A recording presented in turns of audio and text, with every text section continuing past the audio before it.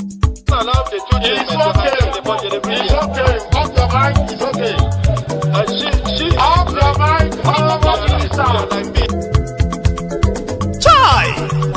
Now wow, people wey suppose talk truth to power don't off mic. And if we talk, now 500,000 they go summer us, call them hate speech. But fear not, Mayegun don't come. Him go torchlight every corner, nooks and cranny of all these bad people where they spoil our country.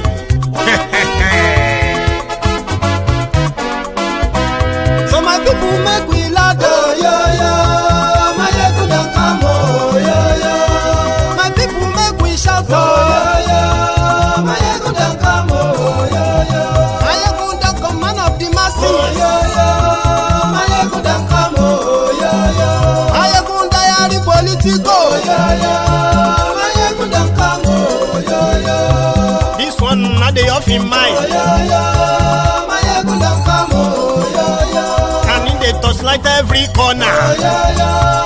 Mayegun don't come, oh, yo yo. Okay, some people be they holla say they want the power. Chai, them be promise us say we go get light and power. Them hustle sote they can't get the power. But now they know they do anything with the power. Every day dollar just they get the higher power over naira. Still them talk say make we off mind. But thank God say Mayegun don't come. So my people make you loud, oh, yo yo. Mayegun don't come, oh, yo yo. My people make we shout, oh, yo yo. Mayegun don't come, oh, yo yo. Mayegun don't come, man of the masses, oh, yo yo. Mayegun don't come, oh, yo yo. Mayegun diary politico, oh, yo yo. Mayegun don't come, oh, yo yo. This one not they off in mind, oh, yo yo. Mayegun don't come, oh, yo yo. Person where they do evil, no one make person talk. Them say that Mayegun, that man too they talk. He too they talk. Say Mayegun diary, he they hot like pepper. But every day then they take money in bulk. Poor man picking, they the street they hawk.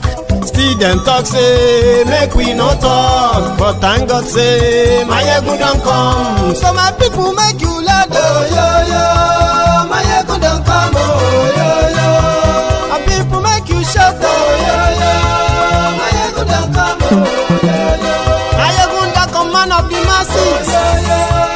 Mayegun don't come, oh yo yo.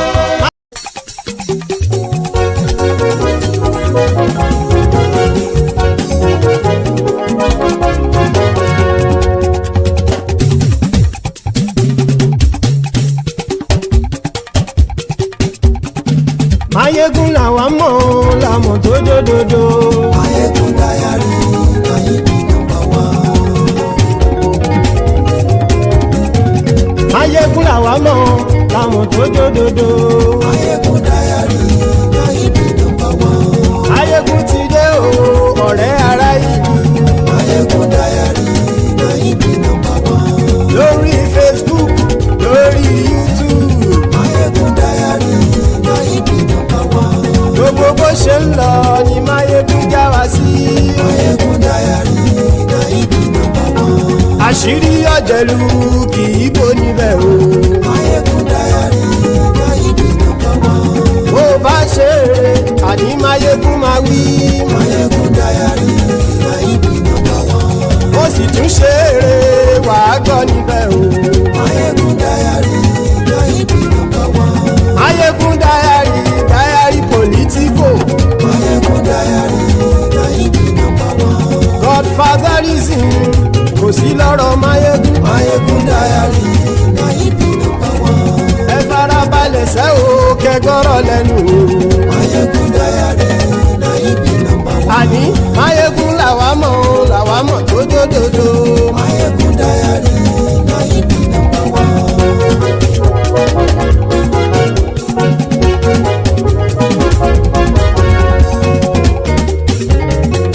Àní ẹ̀sùn ràkì. Mayegun ti dé. Mayegun ti dé. Ọ̀jẹ̀lú ẹ̀sùn ràkì. Mayegun ti dé. Àní ẹ̀sùn ràkì. Mayegun ti dé. Lórí Facebook. Mayegun ti dé. Àní ẹ̀sùn ràkì. Mayegun ti dé. Lórí YouTube. Mayegun ti dé. Àní ẹ̀sùn ràkì.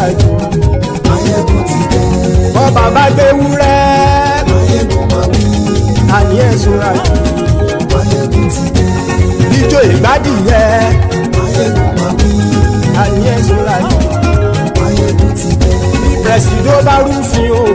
Ayégun máa bí. Ayé sora jù. Ayégun ti dé. Hello there. Good morning to you. Good afternoon to you. And a good evening to you from wherever you are joining us. It is Mayegun live. And thank you very much for tuning in. Please, after reading the caption of the broadcast, read the description of the broadcast as well. Like it, share it. Invite your friends and your not so friendly friends and tell them to join us. Because now you're going today back to where we left last night. And that is the call for action, call for protest, to demand for the unconditional release of Mazi Nnamdi Kanu.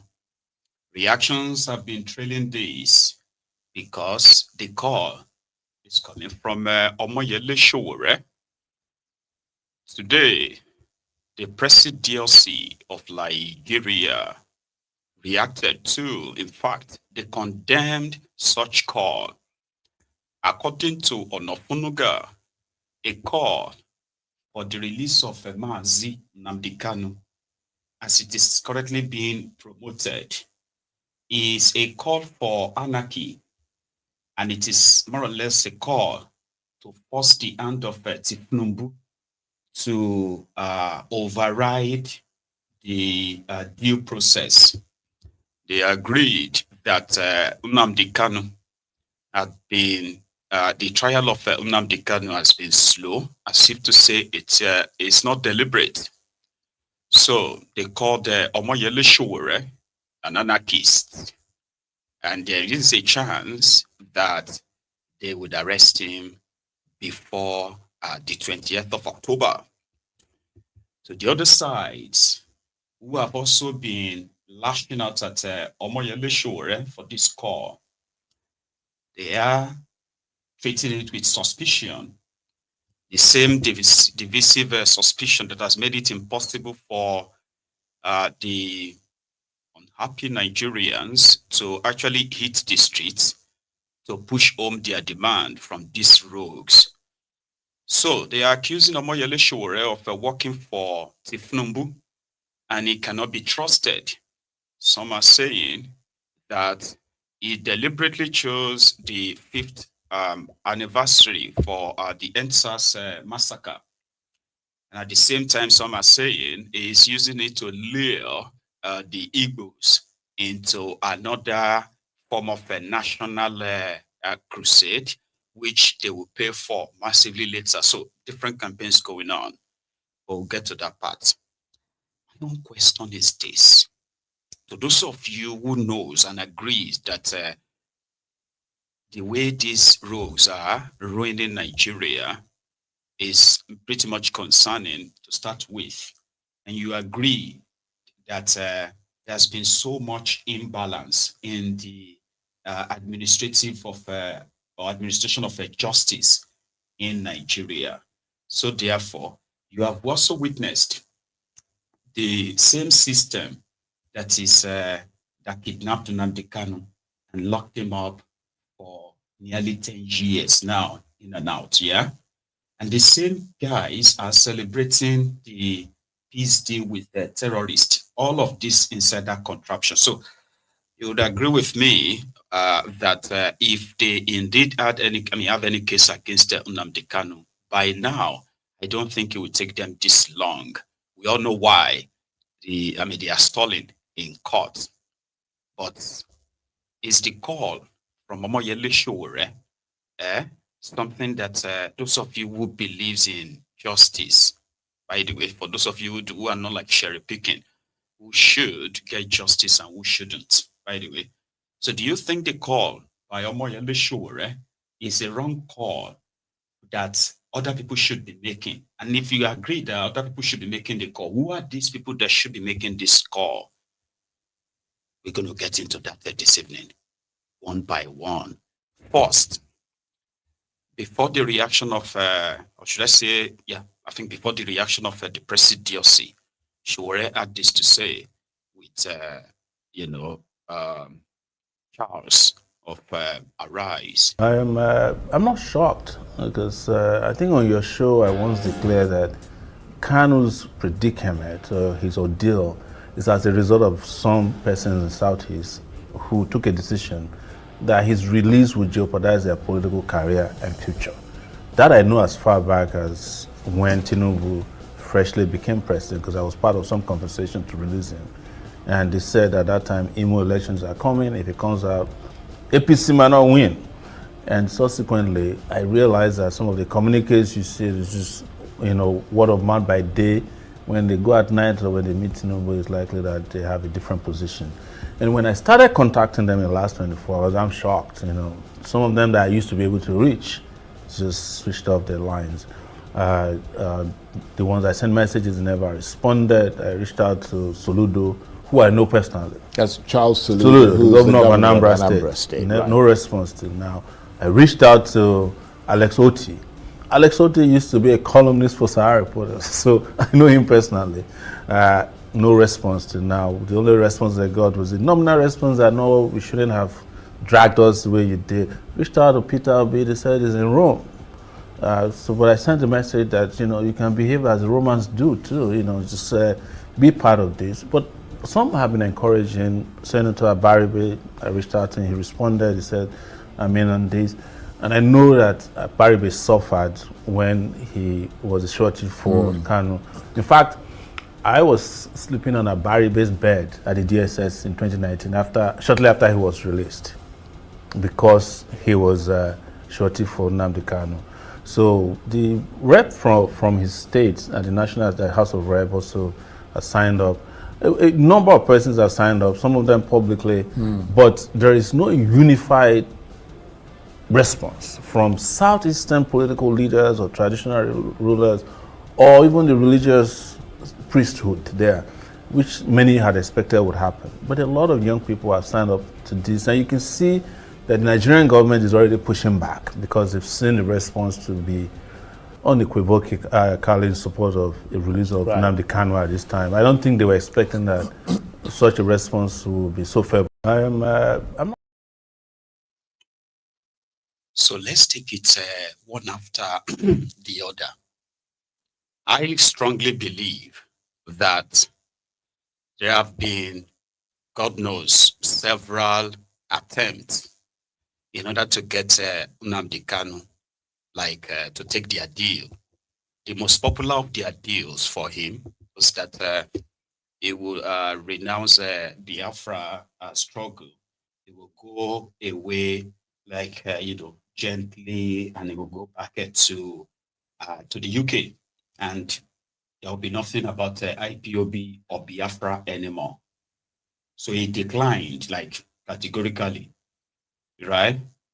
Then others were like, okay, if they start with, bail, kind of like reinstate the bail, and it would no longer, by any means, right, broadcast again. Like he won't talk, he won't use social media and all that anymore. It was like, that too is not agreeing to. So I don't know many others they've proposed to him and, behind the scene. Or indeed, people like Omoyele Sowore, for those of you who care to know, right? Especially Omoyele Sowore, who has had a sort of a close relationship with Nnamdi Kanu, especially, right?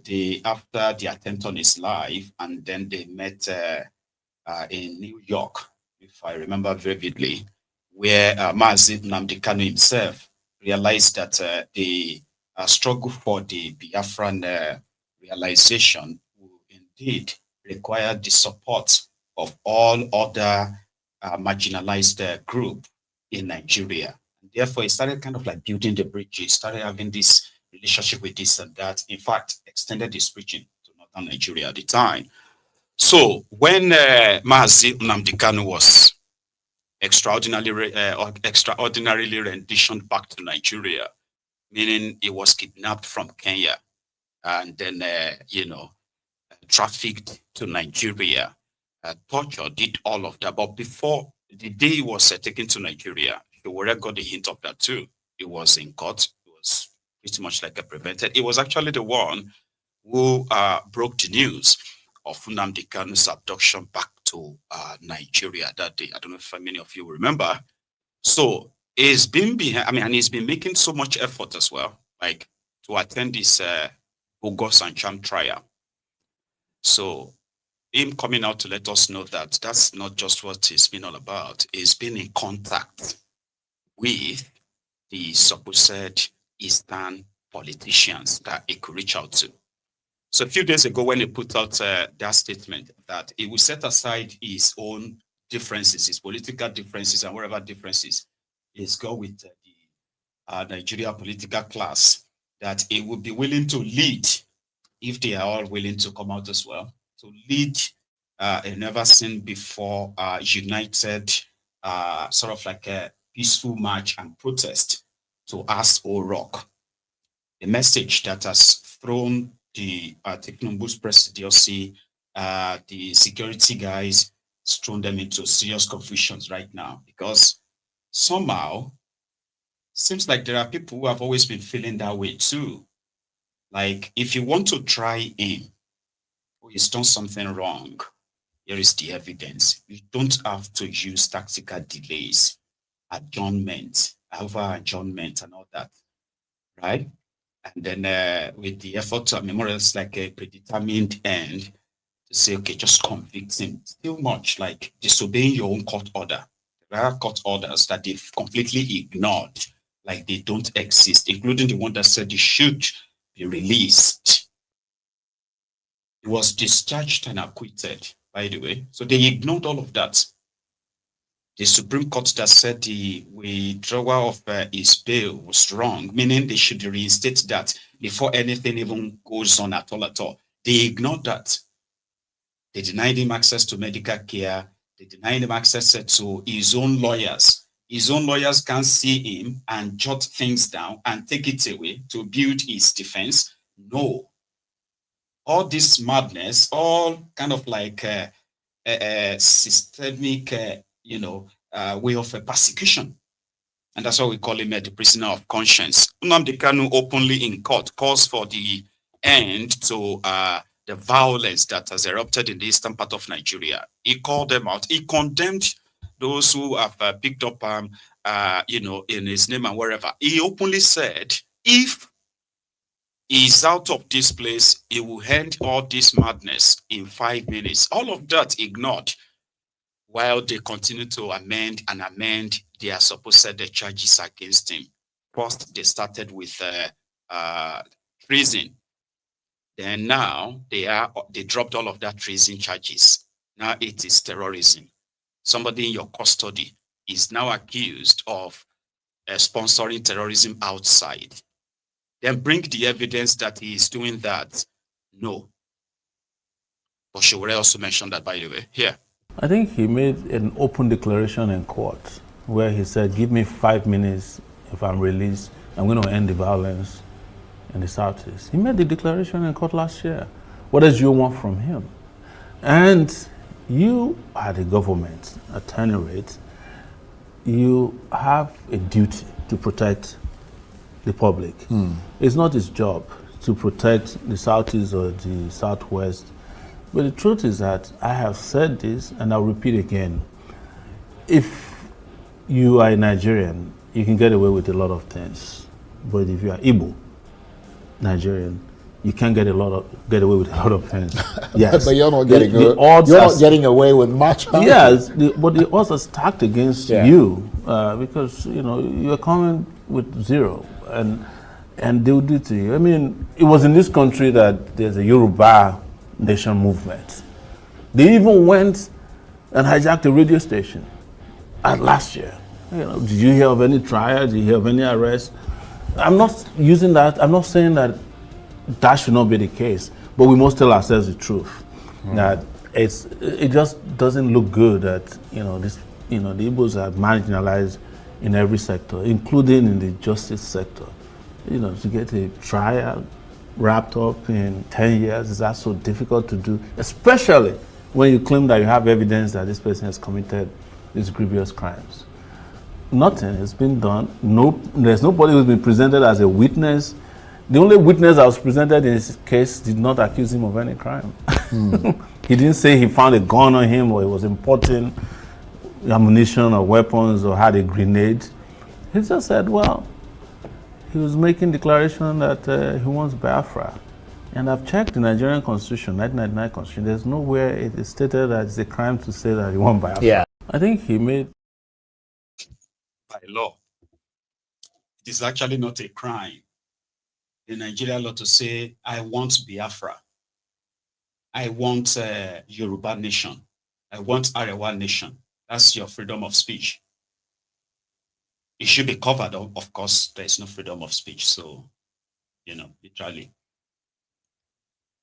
So Nnamdi Kanu that is planning, that is being charged for terrorism.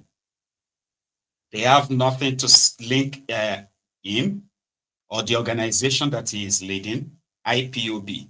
They have no link to say Nnamdi Kanu or IPOB imported their guns or gave guns to anybody in the eastern part of Nigeria. They don't have that. So they locked him up, hoping that the judiciary will finish the job for them. That is to legalize what they have done. But the foundation of all of that is already faulty. It is faulty because you can't kidnap somebody from another country and smuggle them into your country for trial, even as corrupt as Nigerian judiciary is, right? At a point, they had to tell themselves that this is wrong. They told Bokwari that, and they told them to let him go. But they won't. They won't let him go. So who are those benefiting from Nnamdi Kanu's detention? Of course, the Igbo politicians. Some of them, when it is convenient, you will see them go straight and see him in prison and, not even prison, in that DSS detention. They will go there and see him and take pictures and upload the pictures on the social media to give the impression to millions of his supporters that they are doing everything to get him out. And once they get what they want, they just change their language. Or they go back to the eastern Nigeria to amplify the insecurity there. So how are they benefiting? Security votes and what have you. It may sound so stupid. That's how callous these criminals can be. If not, why is he still being detained? Why is he still in there? Even you that want him not to be freed. I keep reminding those of you who have always become this vocal, repeating the same jargons that they are telling you. It is not, you with me now, it is not the job of Nnamdi Kanu, right? To protect the people of the eastern part of Nigeria by the Nigerian arrangement. It is the job of your government. Now, your criminal politicians who have resorted into harming, unemployable young people for political reasons, harm the society. I mean, the entire place, right? They chose to allow the criminality that is going on to go on, and to end it is their job. If you see somebody who has committed a crime, no matter who they are, apprehend them and deal with them instead of trying to kind of like force people to claim who they are not, in order to justify the reason why Nnamdi Kanu cannot be released. I've seen so many Igbos who have said that if you see what these terrorists have done in Olu, in Osun, you will not come here and be saying that Nnamdi Kanu should be released. That's the point. The evidence that Nnamdi Kanu is the one sponsoring these, these attacks in Olu, in Osun, and all these places should have been presented to the courts, not his broadcast or what he said 8 years ago, 7 years ago. Do you get me now? While these supposed criminals are still everywhere in the eastern part of Nigeria.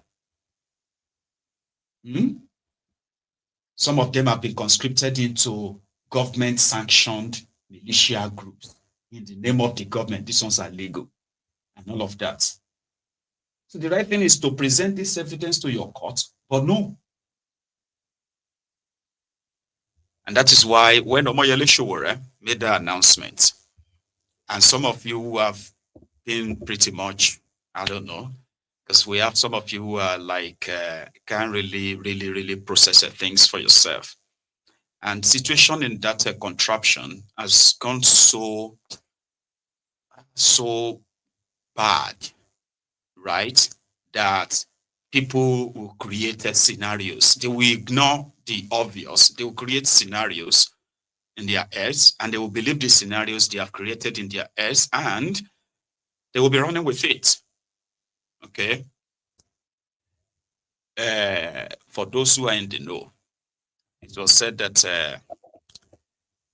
they couldn't release Angono. For those of you who don't want him released, some believes that the card of releasing Nnamdi Kanu has its own political advantage, or it's going to be a banana peel kind of a thing. If Tinubu released Nnamdi Kanu, would that not help Tinubu to stop, to stop the Igbos from voting, for Peter Obi, especially for Peter Obi? That's what some of disobedient, kind of put out, right? To them, if they released Nnamdi Kanu will tell the Easterners not to vote. And if they don't, that simply gives Tinubu easy win. But like I said, a scenario created in your head. Because right now, with their ongoing rigging arrangements, Nnamdi Kanu has been in their detention, right?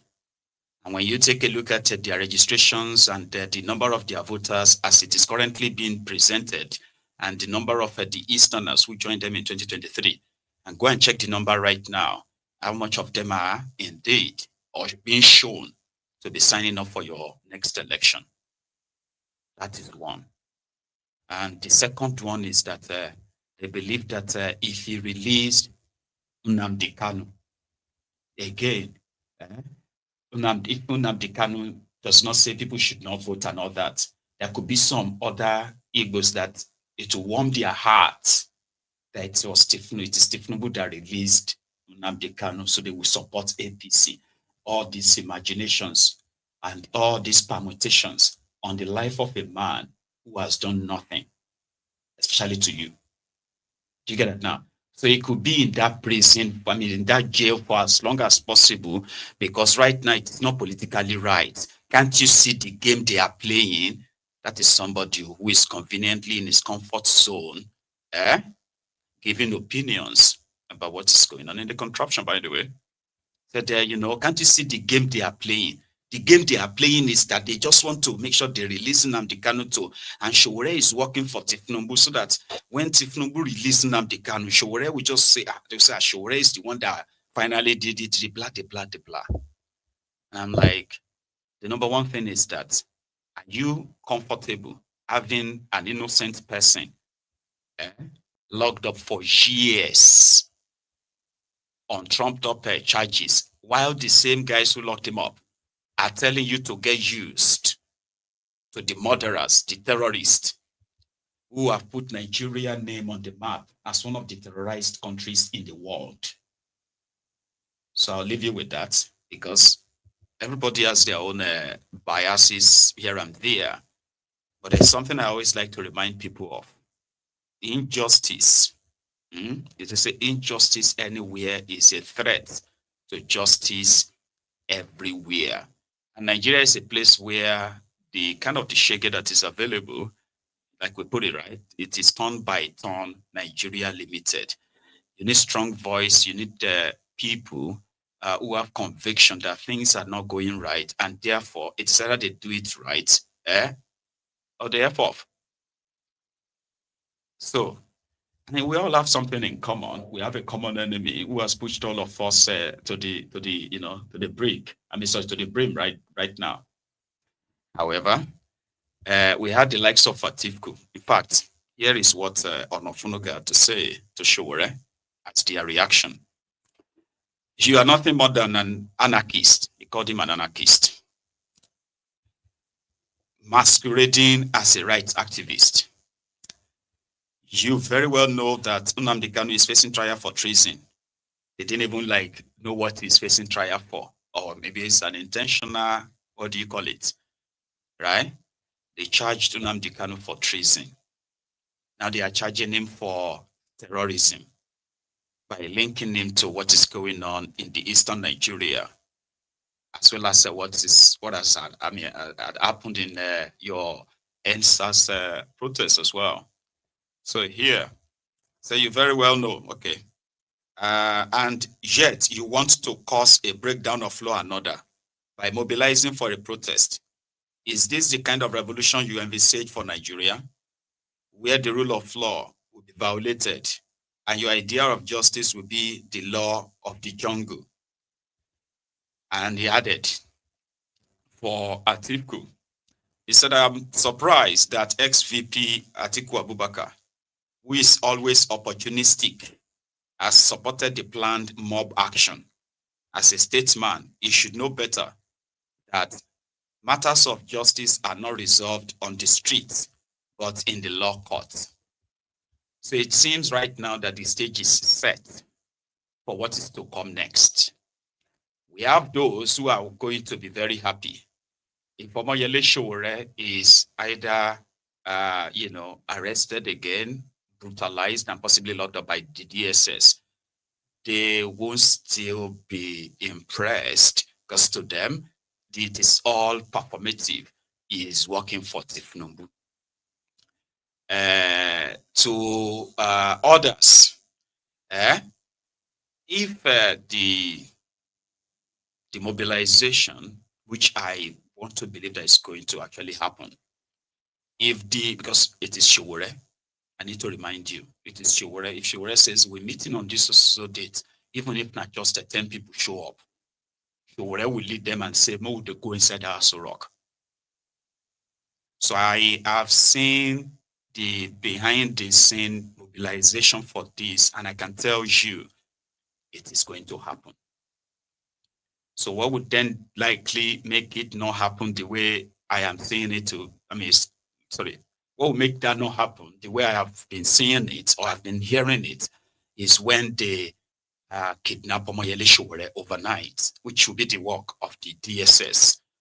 Because right now they have already put it they are putting together a mob. They want to cause a breakdown of law and order, and Sowore is anarchist. And he met with Jonathan earlier today, who, according to Sowore, has also given his own voice to the protest that Nnamdi Kanu should be released or his trial should be accelerated. I mean, wrap it up if you want to say, okay, you want to do your retrial stuff, right?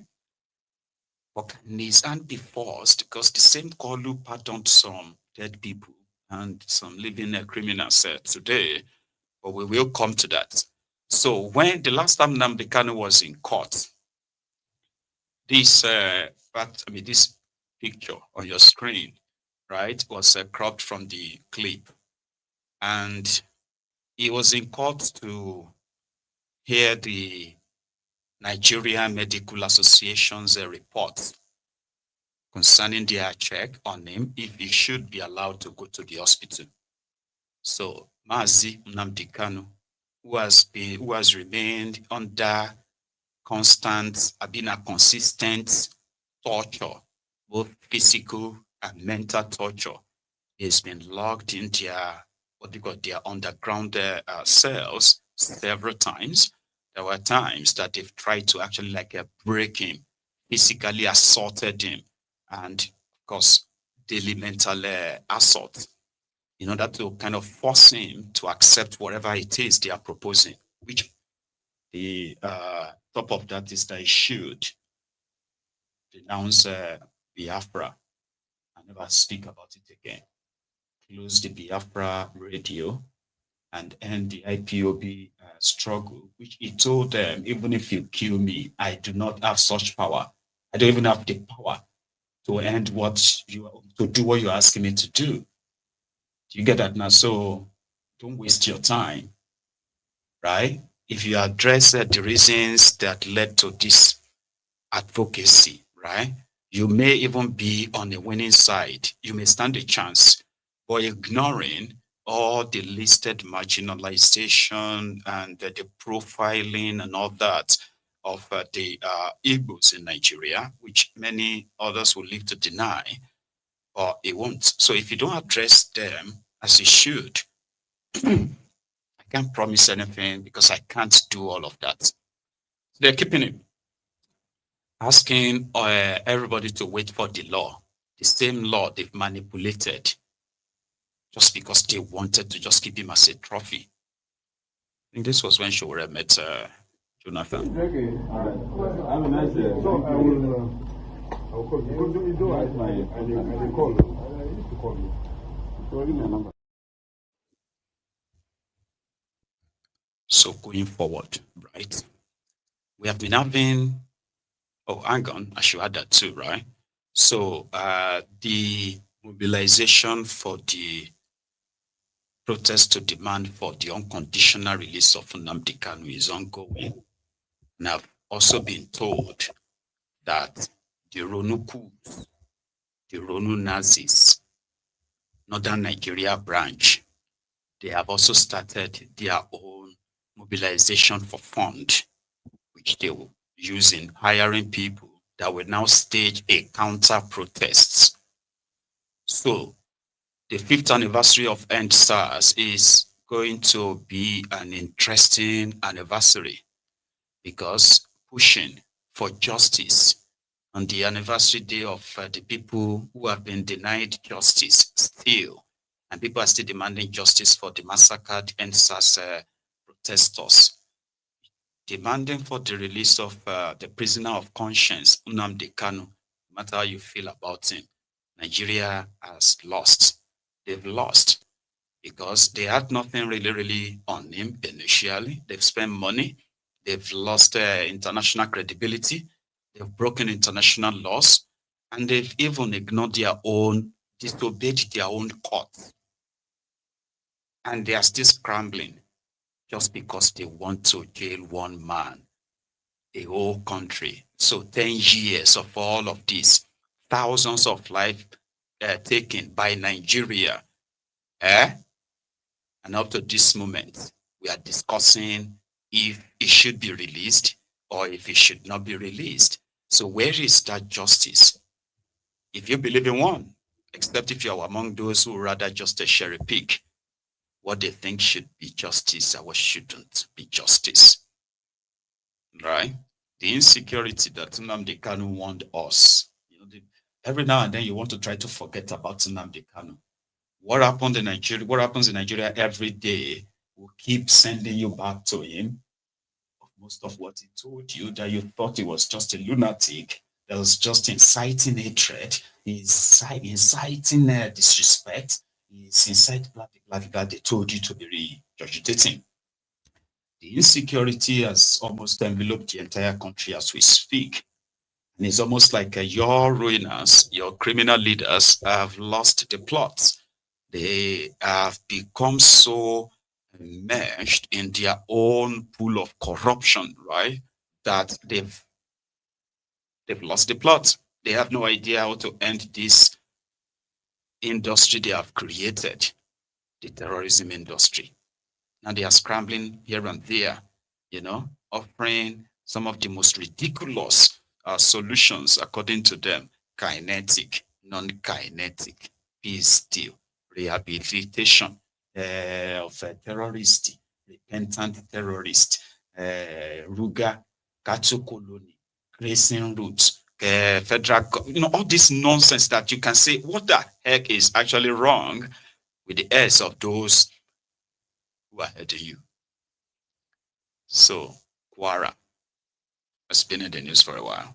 The other one that is really not in the news is the atrocities of Amotekun, especially in Osun State. I have had few of the reports of their activities, Amotekun, because most of the time people will say, where is Amotekun now? Amotekun was supposed to, where is Amotekun? Sort of. When we heard about the Fulani terrorist, attacks, then we realized that number one, they are not really allowed to, carry the automatic rifles or weapons to face these terrorists to start with. However, they have improvised.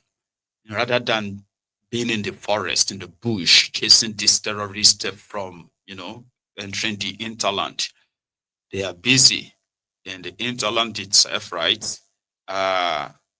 Traumatizing the citizens. So what the Fulani terrorists have not really been able to do yet, right? They are doing it, including arresting people who are having disputes, disagreements, or a suspect, somebody who is a suspect of a crime or something.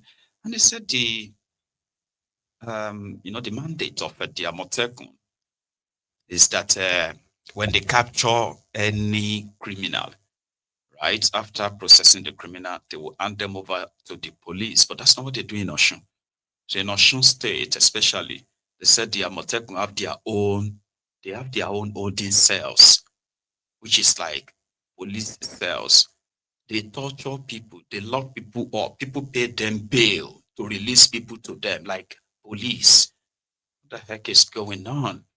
Then another part of it is that some of them who are like the Amotekuns that were supposed to help us go after the terrorists, some of them are retired cultists. I don't know, say cultists, they retire. So they call them ex-cultists who joined Amotekun through political slot. Ridiculous, yeah? So they have unleashed their own terrorism on the people. There are people are beginning to kind of like a pushback. One of them was reportedly caught in his story. What is your name? Amori Sunday. Eh? Amori Sunday. Amori Sunday. Popularly known as what? Eh? Yeah. How old are you? 30 years. 30 years. You are a native of where? Elisha. Elisha. Which compound in Elisha?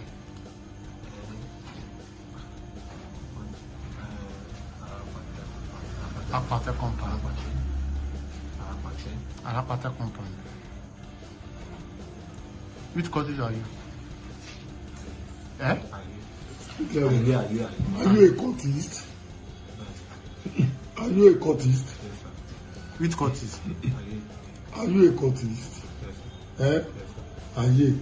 So you said you are a cultist. What is the name of your group? Aye what?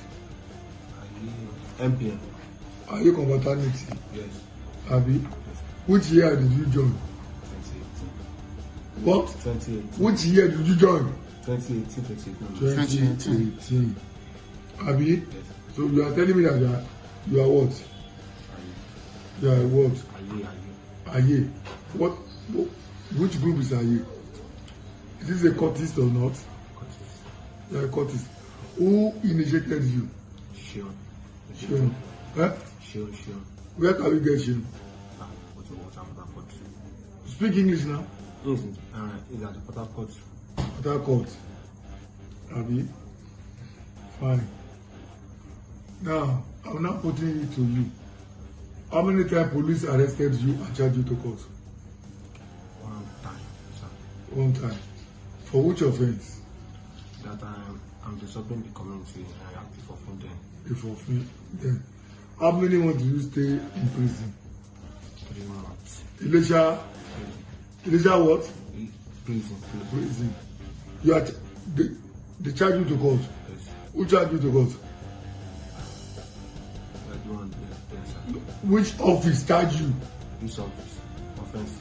Which office? Office that charge you to court. Anti-corruption arrested you. Yes. Eh? Yes. Which office arrested you? Office. Office that arrested, the police station that arrested you during that time. Yes, sir. Who charged you to court? Anti-cultism. And how many months did you stay in the prison? 3 months. 3 months. Right. So when you come out, what happened again? Nothing happened again. Right. Now, how did you join Amotekun?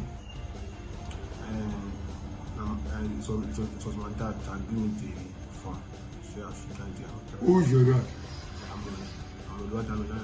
I'm Your daddy gave you not. his slot. Are you supposed to be in Amotekun? Are you supposed to be in Amotekun? Yes. You a courtist? Sir, I was repenting. Repent? Yes. At where?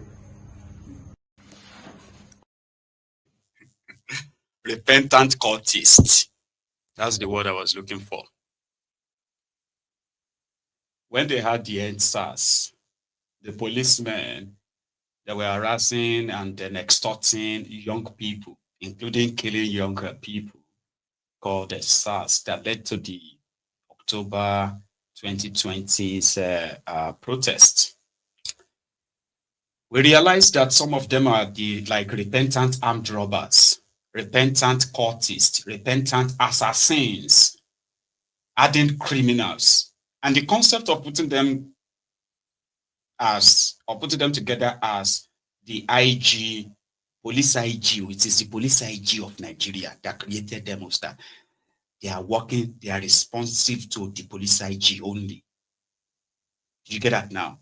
They put together killers, murderers, hardened criminals, and they now give them guns, more or less like the license to kill. So their reason for doing that, from what I heard, was that they have some very smart, fine officers doing their proper investigations and all that too, right?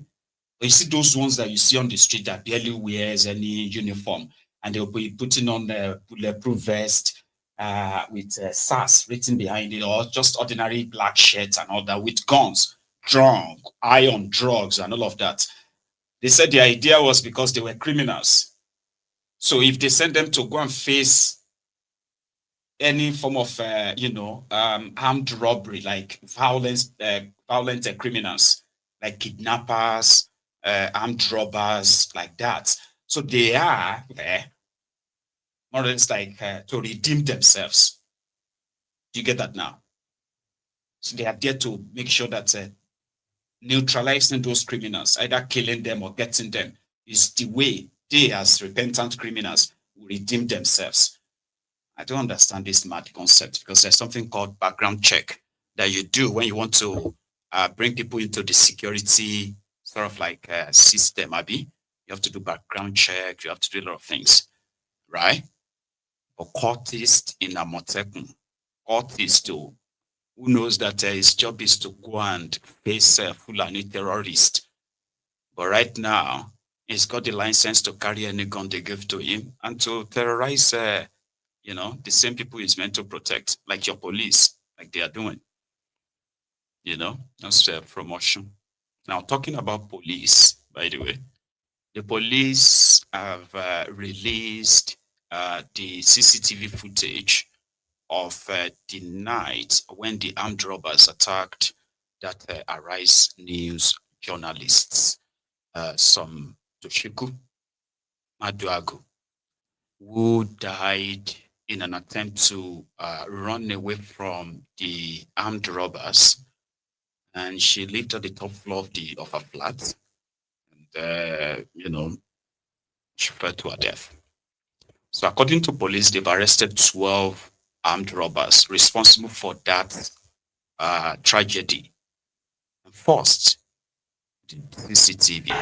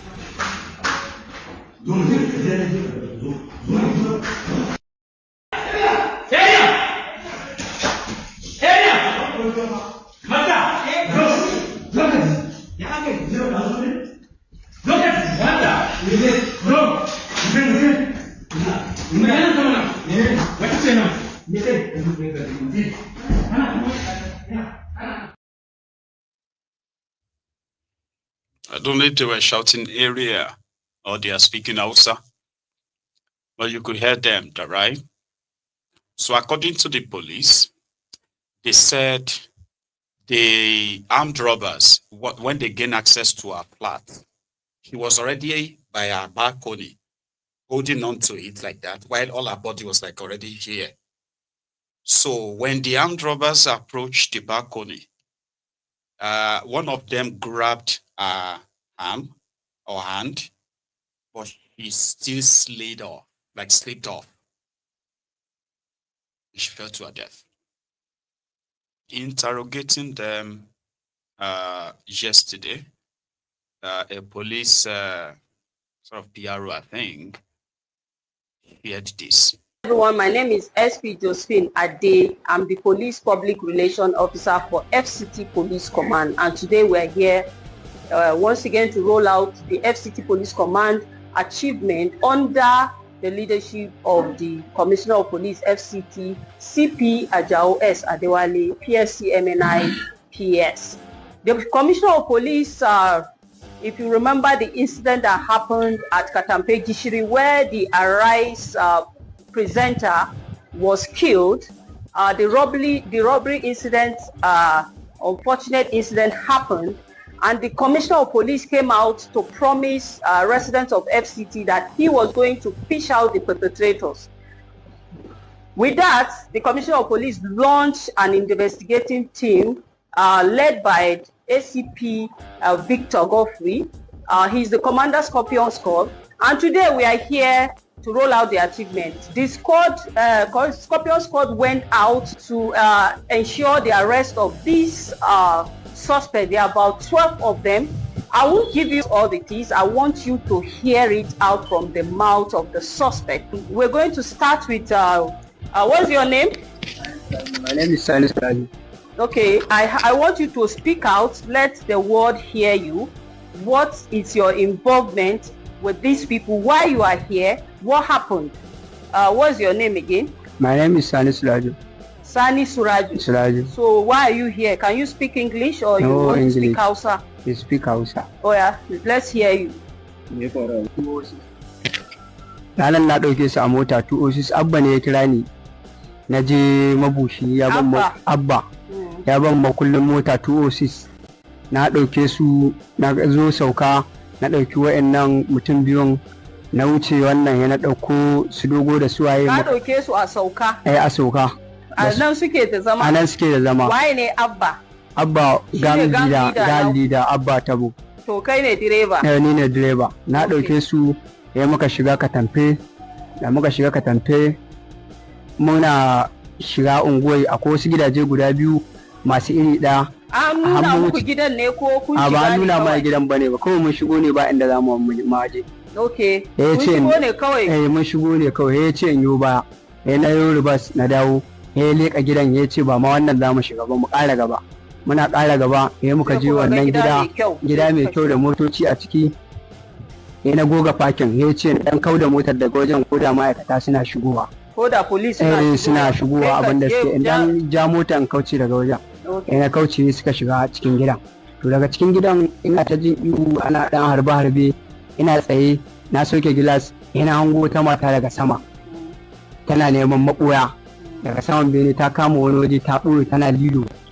Sun ma ba su abin da ke faruwa tana sai na haura ta jin Hausa, wanda na iske a wajen ba sanya suke ba, kuma ta ne kuka suke baya da Hausa shi ma bai jin turanci ni kuma ban jan ni Hausa nake ji su kuma ba su jan Hausa yake cewa ta tsaya kar ta faɗo in hauro in taimake ta tsaya har na haura na je inda take to ta riga wani abu a gidanta. Everyone, my name is SP Josephine Ade. I'm the police public.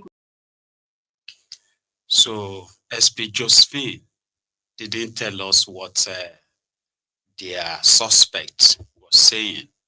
But to those of you who understand Hausa very well, I bet you grab it. So he was telling them how one Bala took them to Katampe and what happened in Katampe and, you know, how he was involved. Somebody said that, did you see the face of the attackers in that CCTV? And I'm like, they may have facial recognition, because if you check the CCTV, it seems the camera was trying to pick faces as well. Like it's got this, you know, this kind of image catcher, something like that frame to follow the. So the police released the, what they call the CCTV camera or the footage. And they said they've captured the 12 people who did it. I understand that we don't trust the police. But for the family of the victims, including the security guy or the gate man of the estate, who was also shot and killed, right? So this is probably going to give them a closure. You get what I mean? And you would expect the police to possibly do their job that way on every case. You know what I mean? So let's give them the benefit of the doubt, because the police IG stopped them from showing the faces of suspects anymore. That is why the Abuja bride, the female bride, right? They showed their faces. Okay, but we'll keep following and monitoring that. There is a conclusion of Operation Crocodile Lift. What's that name again? Crocodile Lift. A joint operation, kind of like training between French forces and some of their West African colleagues, like Nigeria. So their effort is to train the Nigerian officials on how to combat or fight, you know what I mean, like the terrorism and all that. So they had their session also this time concluded, and they spoke to the journalist. I just want to put that out there. I'm Colonel Brunet. I'm the commanding officer of the landing group inside the long-distanced ship Tonnerre, which you can see here on the sea. On board, I'm commanding a lot of troops that participate to this famous exercise, Crocodile Lift, and we are very glad to participate each year to this exercise with a powerful nation such as Nigeria. Thank you very much. Okay. You've been going around some countries in Africa for like 3 months. Yes. And you are here right now. Can you tell us the essence of this your exercise? And again, in that respect, sir, can you tell us your presence in this training now? Can you tell us the respect you have for Nigeria's sovereignty, especially in relation to protection of our natural resources? We are here in the Gulf of Guinea to train, to participate with our African partners to different exercises, to train together like this exercise. So it's a lot of coordination between our both armed forces, Navy, Army as I'm concerned. So it's a very impressive and good cooperation with Nigeria Navy forces or Nigeria Armed Forces. Okay, now you come every year. You come every year. What is the new thing? What is the new thing you brought in this year's exercise? This year? Yeah, because you usually come every year. Yes, this year we could deploy this new vehicle. It's a new vehicle to cooperate with the Nigeria, and it's very new for France too. So it's a good opportunity for us we deploy this new vehicle here in Nigeria. Okay. All right, thank you, sir. Thank you. Okay, sir, to you, sir. What's the assessment of this exercise, sir, and how will you relate this in real life scenarios? Well, thank you very much. I think it's open to all to see. The exercise was a success. The display is actually part of a 2-day event. Yesterday they had to go to sea, so today is to show the landing part of the exercise. So I think it was a success. Okay, to what extent do you think this exercise will add to the proficiency of the Nigerian Navy and even the armed forces? The Nigerian Navy over the years, which we could attest to that, has been quite professional. Now, this exercise is part of our partnership program within the Gulf of Guinea. Now, the Gulf of Guinea and the involvement of the French Navy is part of efforts to partner with member states. So, for me, we're already doing what we need to do. We've secured our maritime domain, excellent, and this has given rise to piracy cases that have reduced tremendously over the years. All right, your name on tape. Your name on tape. My name? Yes, Rear Admiral I.C. Opala. I'm the acting FOC, Naval Doctrine Commander. So it is a joint operation, a joint training operation between French forces, French Navy and Nigeria Navy, to strengthen the Nigeria's maritime control of their own territorial water to improve security. Yeah. So can I ask us for a very quick favor, especially those of you on Facebook and on YouTube, if we can take just 1 minute. I'll be here drinking my water, right? Let's take a minute to actually like the broadcast if you haven't done that already. If you have not, yeah, just take a moment and like it and just relax. All right. Then we will continue because we are going to Lagos after this. So we are currently like 1,000 of us on YouTube, by the way, and about 80 of us on Facebook. So we can make it count. Just a break, quick one. You can grab the remote control. If you are watching it on TV, you can grab the remote control, right? And just scribble straight onto move the mouse until you get to that sign of and just click it. It's like, let's see who can take, if we can take the number to maybe 400, 500 before we continue. I know it's going to be like forever, right? So please take a moment and do that if you haven't. So thank you. I've been seeing the reactions, by the way. So we are still less than 300 that have done that already. So quick. You know, the good thing about it is that, right? If you make sure that you like the broadcast and you let it count, it is going to help the video, right, get kind of like recommended.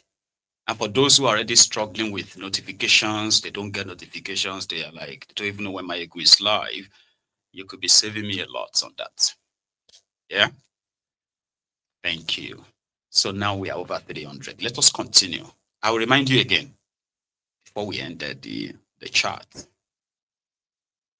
Right.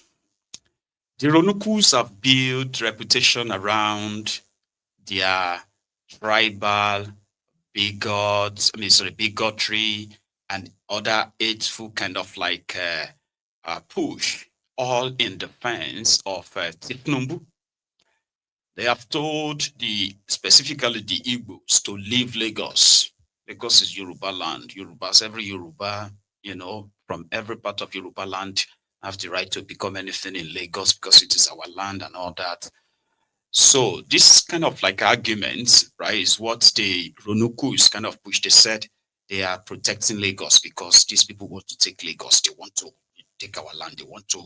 They must respect our culture. They must respect their host and all that stuff. So lately, it seems that inside Ronu, there is also another Ronu. or there are many Ronus inside Ronu, as everybody is discovering his own place. So they are putting forward arguments around it. Yeah. Or do you want me to take calls this evening? Don't worry, we'll try that. Let's see if we can keep the number going, okay?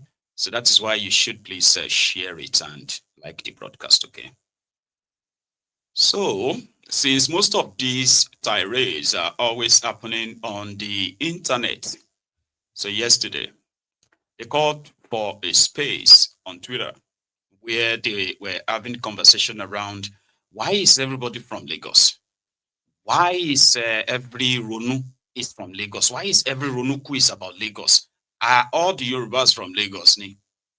So the Ronukus were like, no, Lagos is our is a Yoruba, this and another. For those of you who actually follows the convo. Then the Ronukus started telling themselves at some point that if your mama be Igbo, you know be Yoruba, you are a tainted blood. So it now got to a stage where they're like, wait, you that is talking, are you not from Kwara? Say, yes, I'm from Kwara, but yes, I am a Yoruba, and Lagos is our. I say, you, are you not from Ekiti? Say, yes, as a Yoruba man, I must. I say, why you not they protect Ekiti? Why you not they fight for Ekiti? Why are you not fighting for Kwara the same you are passionately? Because it is not about Lagos, it is about Tinubu. Then what happened to those who are the true and the real indigenes of Lagos? What are we going to do about them now? Because those ones, they are there watching everybody say, now them, they are Lagosians, they are Lagos, this Lagos, is that Lagos, everything Lagos, Lagos. They say that Lagos, all the Yorubas come from me. Una no get all your own states where things are happening that you need to also fight for and protect. Now, if you are an Igbo person asking that question, the Ronukus naturally would want to eat you. The best is for you to just laugh, Abi, and say, okay, right?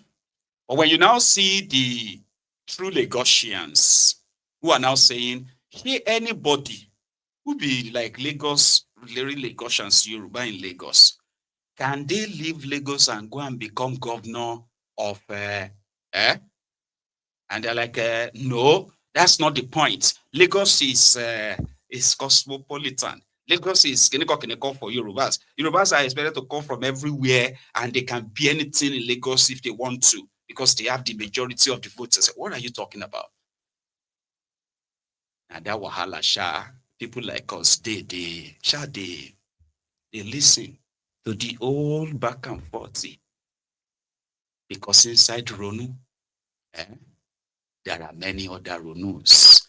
Now, Lagosians who are like trying to push back, okay?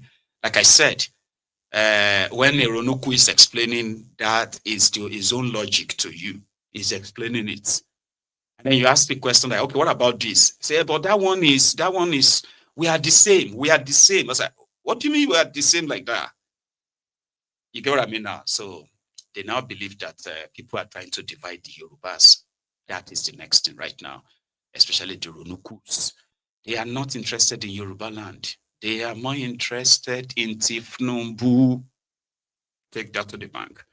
Witnessing this, their back and forth, is quite interesting. Listen to this. Ogun indigene or even Undo that wants to stay in Lagos, be a councillor in Lagos can be so. If they want to be Speaker of the House of Assembly of Lagos, they can be so. If they want to be governor, deputy governor, they can be that. Why? Because we in numbers, and so shall it remain forever and ever. Because Awolowo himself fought to ensure that Lagos remained part of the Western region's sphere. So we are going to carry on the great works of Chief Obafemi Awolowo. No Yoruba person can threaten another Yoruba person. You have your rights, and I respect your rights as someone who calls him or herself Lagosian. Yes, I do. That is why Yoruba people defend each other around the world, whether it's in Cuba, whether it's in Brazil, Trinidad and Tobago, whether it is in Nigeria, in Sokoto, in Bono, in Boko, in wherever it is. we come together, we defend each other. Why? Because we want to maintain that brotherly Omoluabi culture within our Yoruba culture and traditional system. So that is why I say to you, stop saying Yoruba people should go back to their states. Why? It's not nice. It sounds like extremism as far as I'm concerned. It's not a nice thing to say, telling people to go back to their states. That's not nice. We need to be our brother's keeper. That's what we need to be. And then extend that brotherhood to other Nigerians, and be welcoming to all Nigerians. Because that is the way in which this great nation of ours will thrive, will succeed, and become the best in this world that we live in. And just to land, lastly, Yoruba people in Lagos, you have nothing to fear. Whatever you want to do, you can do. In fact, the idea of Tokunbo Wahab as the next governor of Lagos State, I think he is performing a stellar role within his remit in Lagos. I think he could be a good governor. Honestly, a very, very good governor. He has good policies. He's the kind of person that can implement foundational policies that will see Lagos go from where it is today to become the Dubai of this century. So I think, for me, the likes of Tokunbo Wahab, let's support them to be governor of Lagos. And, my Yoruba people, you have nothing to fear. Okay? Nothing to fear. Respect the opinions of those who say otherwise. But just know that you have the voting numbers and there's nothing anyone can do about it. But let's be welcoming to all Nigerians as well, as we always have been. But let's make sure that Lagos, Osun, Ogun, Kwara, Kogi, Borno, all states benefit from what we call the Lagos template. Thank you very much.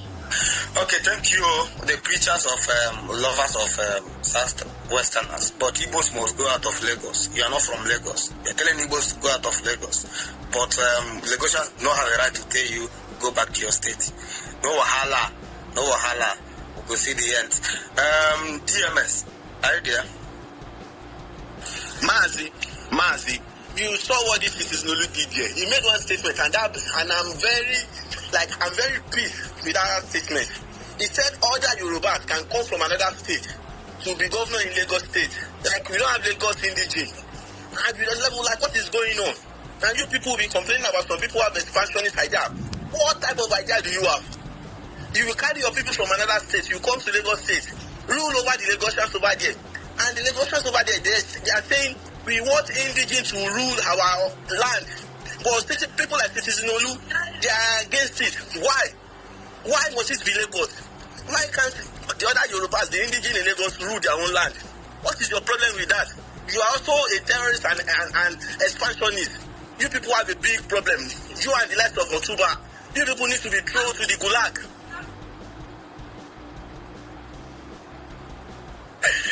DMS, please, stop.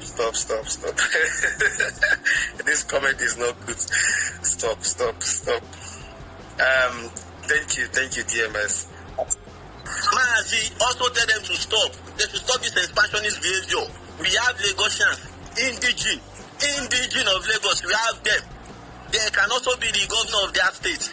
They are educated. They have everything all that Yorubas have. They should stop this expansionist idea. If they don't stop, we won't stop also. Okay, let's have additional. I think Bishop is here. Well, I don't talk to me and me. I have just observed when I be talking to Okay. Let's Atiku Utumba have a response. Can I respond to what he said? Because he called my name. Let me respond in 1 minute, please. Yeah, thank you so much. You see, when people speak like this, because there's something, that a great sage once said, people sometimes speak out of ignorance for lack of knowledge. We must first of all look at the voting demographic in Lagos. Anybody can go out there, form a party,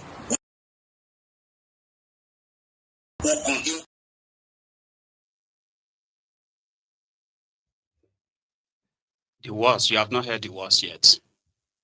So the argument is that, which is also plausible, it would have made sense, by the way, in fairness, right? The idea of the Western region back in the days, right, was like the plan was pretty much like spread in a way that you could tell that the what do you call it, the crafters of that era, they planned to develop Yoruba land in some, like different ways, the systemic way that, was uniform. That's the word, uniform. Then they broke Nigeria into states, and further states, local governments, and what you have now. And as Yorubas, you would expect, or should I even just put it this way, right?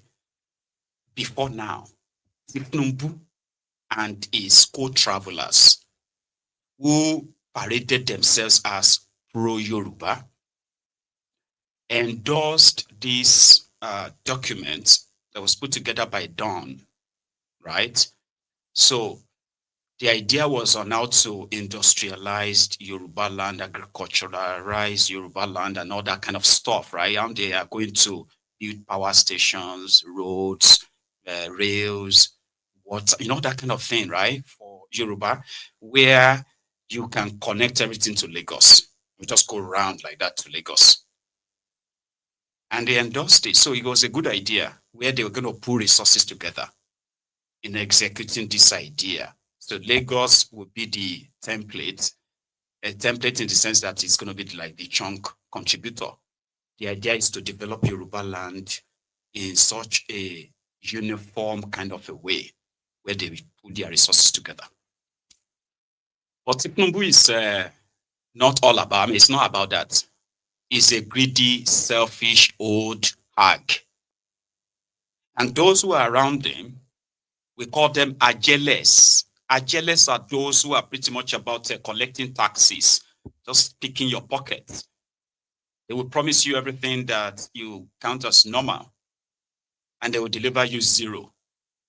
But at the same time, they will empower some few sewage dwellers, sprinkle them some crumbs to sing their praises, like you can imagine. So using that idea of our understanding of what Tinubu is all about, and anybody who is a Tinubu supporter, a Ronuku, that is propagating the Yorubaness, this or that, which is completely false, on false foundation, with wrong intention, pure manipulation, or call it a fraudulent, because some of us can see through that. So, if the idea of Yorubas can be anything anywhere in Yoruba land, not Lagos. I am from Ogun State, and I'm also a Lagosian. Yeah, let me see, 1, 2, 3. I'm like a 4th generation Lagosian. My old man has a street in Lagos, by the way, but I don't think that has to do with how much you are. But anyway, just so you know. So which simply means that even me that I've already registered my everything as Ogun, indigenous, based on how Nigeria is arranged, I can't pack my bag and just go to Lagos and say I want to be, local government chairman in Lagos. Maybe I shouldn't even use myself as an example because I can. But I have identified as somebody from Ogun State, right? Where I've got my entire family root and all that, yeah? So similarly, we have people from all over Yoruba land who have, as they did their state creation, they've ended up, having been caught as part of what is now Lagos state. But they are indigenous of Lagos. You got what I mean now? Starting from that Isaleko, straight to Badagry, and to other parts where you have the indigenous people of Lagos states. You get what I mean? So they can't just get up and say they want to, Tinubu's idea, Tinubu was sending Ajeles from Lagos. That is why you have Adeleke, who is currently representing Ikeja, House of Representatives, right? He's representing Ikeja in Lagos, in Abuja. Sorry, yeah. But he's from Kogi, and he's aspiring to be governor of Kogi. So we have another one from Ogun State, Yaji, who had represented Lagos State up to the Senate level. He became a senator representing the Lagos West in Abuja until he switched to Ogun State and is aspiring to be governor. So now this is the idea of Tinubu. The idea of spreading this is Ajele, whose only thing they spread is actually poverty. It's not pro-Yoruba. No, it's never been about it. So the concept of you being from Ekiti, can you go to Ogun State and say you want to be governor of Ogun, or you want to like run for, you know you can't. So why is everybody from Lagos? That's when everything can scatter. But they won't, you don't get to the point where they're almost like tearing themselves apart. This part. With 10K, I will fix your life. This idiot when they talk earlier. It is very easy. God will punish your father. God will punish your father. You when they watch play, and they follow us talk, they watch play. This time we know here to the watch play. Now that place you go watch that wherever you are. Watch play. Your father boy and yala guy ma for idiot. O ma fobo kuni. We the Otumba. O ma fobo kuni. But the system you don't understand. Talk the water and place is sound underground where it is. Now that place you go watch that wherever you are. Because the tell man say you want to teach myself to make money. You want to teach myself to watch place. Man, you don't listen to this bastard. You also want to teach you how to watch place. You know what it is, eh? There are a lot of nuisance on Twitter. Just like last guy that just spoke, there's a big nuisance. Just let me teach you how to make money. Let me teach you how to make money. He wants to teach you how to watch place. He wants to teach you how to watch play. This conversation I'll leave here. Because all these kind of small boys now, when they talk online, say watch. If I ask him, I make it start proof now. They could start. Oh, yeah, your papa. But you don't want to. I don't read your face. You know older than me. You are an old fool. You know what? I like when I'll be at your age, I will not be on Twitter space. You are a bastard of Tuba. By the time I will be at your age, I will not be on Twitter space defending Igbo. You are a bastard and a terrorist. You are a small frog. You are a bastard and a terrorist. You are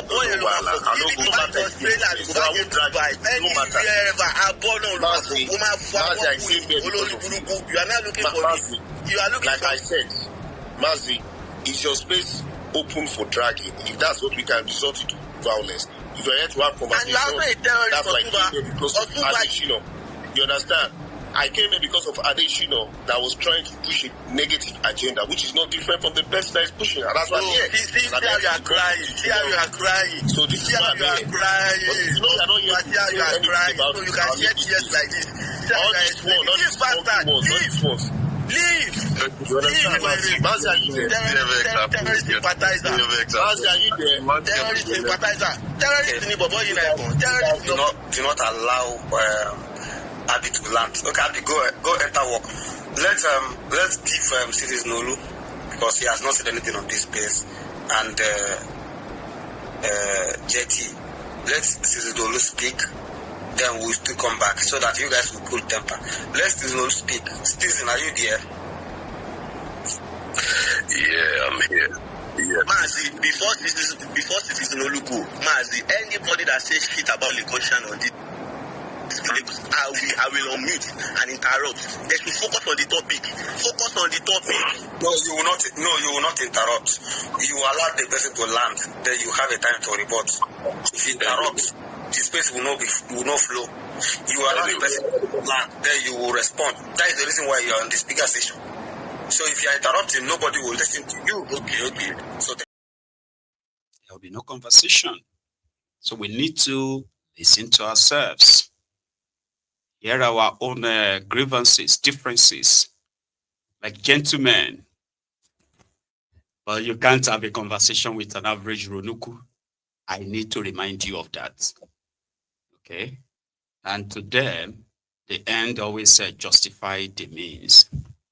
So, when was your last time that you visited the Nigerian embassy or Nigeria consulates in any part of the world, it's a Nigerian in the diaspora. But you know the story, right? The whole frustration, the whole stress. You know, early in the morning, you arrive at this consulate where they are still, wherever they actually manage to attend to you, right? And then you are looking so fresh and, you know, relaxed. By the time because you're in your mind, you are going into this place to go and renew your passport and what do you call it? Maybe it's going to last maybe an hour or two. Then you'll be out. Especially those of you that those of you that usually get the number. There's number they give to you, you know. So the whole complaint has been almost the same every year. By the time you are done and you are coming out like maybe 6-7 hours later, you are exhausted, you are famished, you hate everything about this place. And sometimes you begin to ask yourself, why did I even come? And then came what do you call it? The Minister of Influencers of Interior. I've been a foreigner, no, it's Interior. The guy that said that you could get your passport with, you know, in few days, right? Like you can even sign up for it, renew it from your bedroom, and they are doing all that stuff, but they are not doing enough when it comes to their own foreign, you know, missions, where Nigerians are signing up to renew passports. There are families who are taking their children to Nigeria for the first time, and they need to get them Nigerian passports and all that. Dilemma. Kind of like an headache for those of you who are in this category, who have children.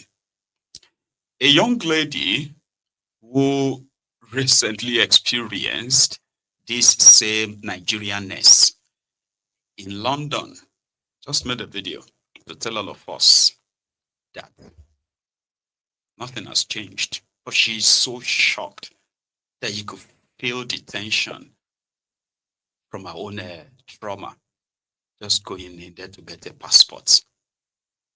And her conclusion is that don't you ever bring me back to this place again. Ever. What? You know what? Yeah, you'll think that you've gone through tough times in life and you've been exposed to harsh environments until you go to the Nigerian embassy in London. My God, everyone told me that this place was chaos, but I was not prepared for the chaos that I was about to see. So boom, me and my dad, we're like, yeah, let's go get this passport because I'm going in November, right? I'm excited. I see the green and white flags outside. We traveled like 4 hours by car and by bus. Like we were ready. 11 a.m. was my appointment. We even walked to the embassy because the tube strikes were on. So we get there, we come in, a guy's standing there. He must own the place, I don't know, but he's looking at me like I owe him money. So I'm like, what's wrong? And he's like, have you got an appointment? I said, yes. He's like, where's your appointment slip? I'm like, appointment slip. My dad whips it out his bag. He's like, here, 11 a.m. I don't know what this Nigerian embassy's obsession with paper is when we're in a digital world, but apparently you need to print everything off. Anyway, so get downstairs and they say, give me your phone. There's a guy with little slips in a cupboard taking people's phones. And I'm sitting here thinking, why does he need my phone? Oh, okay, it's a government official place. No, they don't want you to have the phone because if you record anything in there, no one would ever go. Anyway, 11 a.m. is my appointment. 11:45 comes. I've been sitting there for 45 minutes. There's kids crying. People are asking questions. Auntie's getting frustrated. Someone's redoing the weave in the back. It's crazy, right? Anyway, we come to the front. There's no one on the desk. And then this guy comes. He like runs out. He's on the desk and he's like, what are you here for? And I'm like, my passport. Anyway, he looks at it and he goes, where is your birth certificate? I'm like, we already uploaded the birth certificate on the website. Why do you need it now? He's like, you've come without your birth certificate? He starts crashing the fuck out, man. He starts crashing out. So now I'm crashing out because he hasn't traveled as far as I've traveled today, yeah? And he's like, you're gonna have to go to services. Let me tell you what services is. So we go to the back to see services. It's a guy with 3 laptops and a printer. You pay him £3 to do this, right? Tell me why this man was selling meat pies. He was helping people get their documents and at the same time hustling us for a meat pie. I love a meat pie, but not in a stressful situation. The last thing that I wanted was a meat pie. I'm not gonna lie.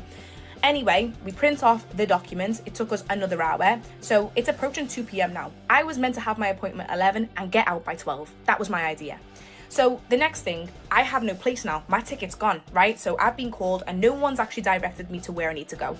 So there's this tiny little box room in the back, and there is about 20 people inside this box room in a queue. They all have numbers, but no one knows where the fucking numbers have come from. People are asking me what number I am. I said, what do you mean? My ticket's over there. Like, my ticket's gone. I need to see Auntie. I need to see Auntie to look at these documents, right? Auntie comes out. She did not look happy. She was not happy today. She looks at everyone in the queue and she goes, order. Get in order. You are stressing me out. And I say, I don't even know what I'm meant to be doing. I'm just meant to pass you these documents. And she looks at me and goes, don't stress me.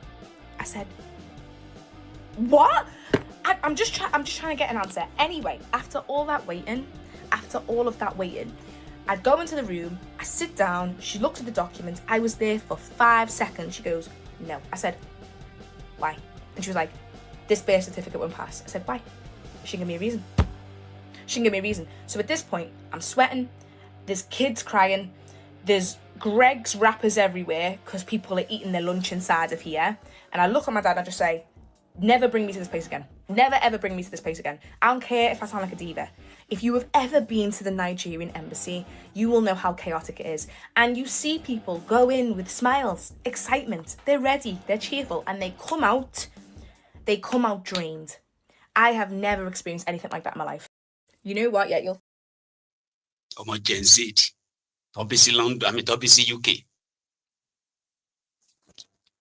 She's never really seen Shege. She's like, what? This is not life. This stressed me out. Auntie was stressed. I was stressed. And she, oh my God. How many of you have been to Nigerian embassy in London for your passport? And right there is bringing back the memories as she's explaining her experience, right?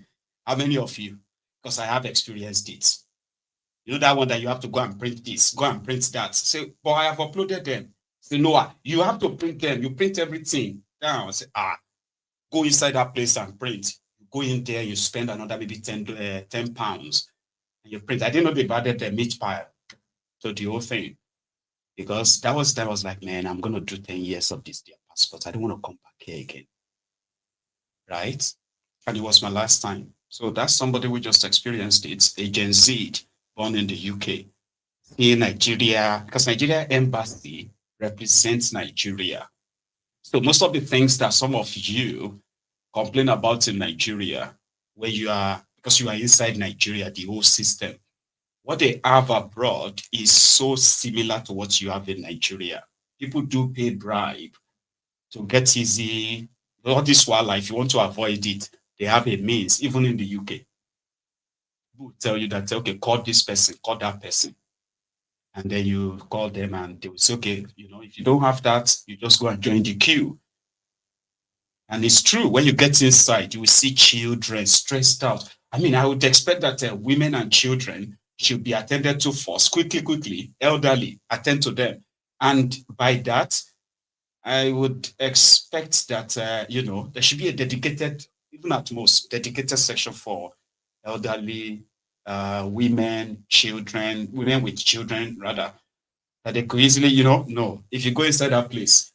I'm talking about small cubicle before where auntie or brother will have to check that you have everything now. So you need to go and do fingerprints.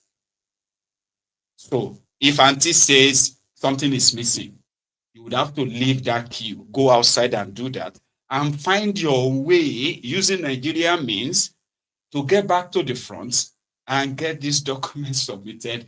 Then you start waiting again for the fingerprint. It is hellish. That's when they'll send you upstairs to go and do fingerprints. You know that one?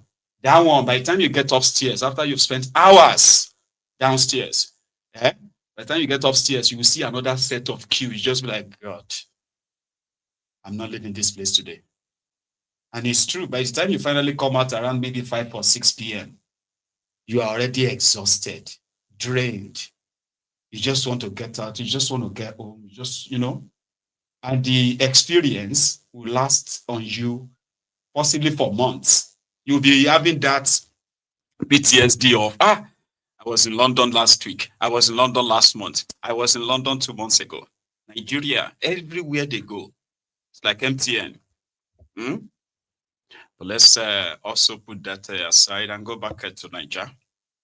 Some drama is playing out in Ekiti. This is their politics, okay? So the incumbent governor is running for second term. And is considered that he is one of the worst ever to be governor of Ekiti. So, about a month ago, he commissioned a set of social media influencers to ensure that they kind of like portray his government in the good light online. So, but the real problem is that it seems that his own party members also feel the same as the rest of the public, that they are even willing to replace him, something that is almost unheard of, right? I mean, not in this instance. Faulishe, Fayewon, Oni, Adebayo. These were their last 4 governors, I think, in the last 24 or 25 years before this guy, right? So they've all endorsed him because according to Faulishe's brother, Isaac, this guy, the Ekiti governor, is taking very good care of the former governors. He's been paying their pensions, buying them their cars as at when due, and he's not changed any of that. So they have supported him, right? But in his own party, there's another guy, a strong one, I think, right, who is now challenging him and trying to force them to go into primaries. So yesterday, he was at their party secretariat. This drama is a kitty drama, but it's quite interesting, right? So the guy was out yesterday to see his supporters that were kind of like trying to stop them from approaching the party secretariat to see him, but they still managed to get there. Now, after pulling off that kind of crowd, I think, who are supposed to be APC, and APC to APC, the next minute, they just announced from Abuja that he's been disqualified from contesting to be governor. Now, take a look at this. This was where he met his supporters.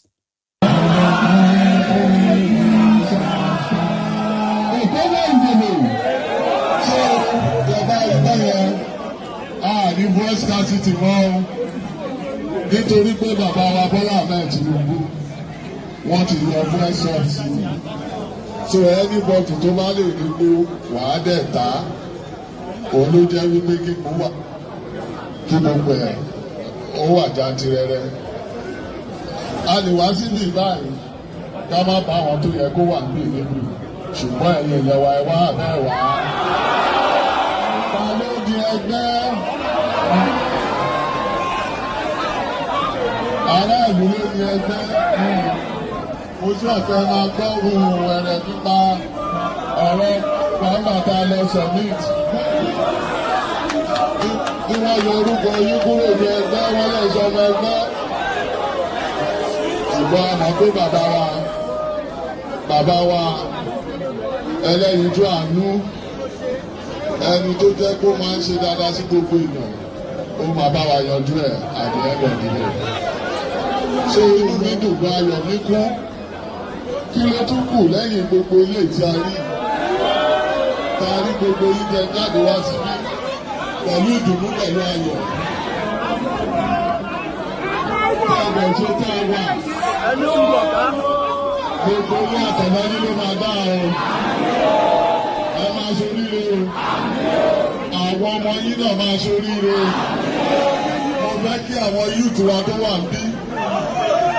Ẹ̀yin náà máa dàgbà o. Ẹ̀yin náà máa ṣoríire o. Mo jẹ̀ máa kí àwọn ìyá wa ẹ̀yin obìnrin tẹ̀ wá ní. Orí nǹkan tó ń bọ̀ lẹ́kìtì. Ìjọba ti ní ló ń bọ̀ yìí. Ìjọba owó arúgbó Wẹ́sítò. Ẹ ṣeun. Ṣé ẹ rí pé láàárọ̀ yìí báyìí ìgbà tẹ́ fẹ́ wá wọ́n ti títì wọ́n ní kẹ́ má jáde. Báwo ṣe ní kò bá máa jáde nìyẹn? Ọ̀dọ̀ sí gbogbo nǹkan tí wọ́n ń ṣe kò tí ì tán, ète wọ́n sì pọ̀. Ẹ sì máa gbé oríṣiríṣi news. Àbúdá láti gbé ní ọlọ́wọ́ òkú ẹni alágbára lọ. Kò sí.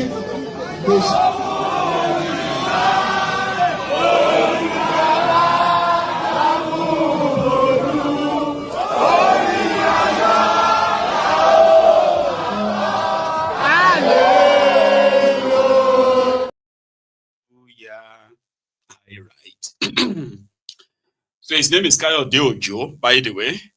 And after all of that, they announced that he should be disqualified. Now, the reason for his disqualification is not so clear. And here was him today, I think, addressing his supporters after that.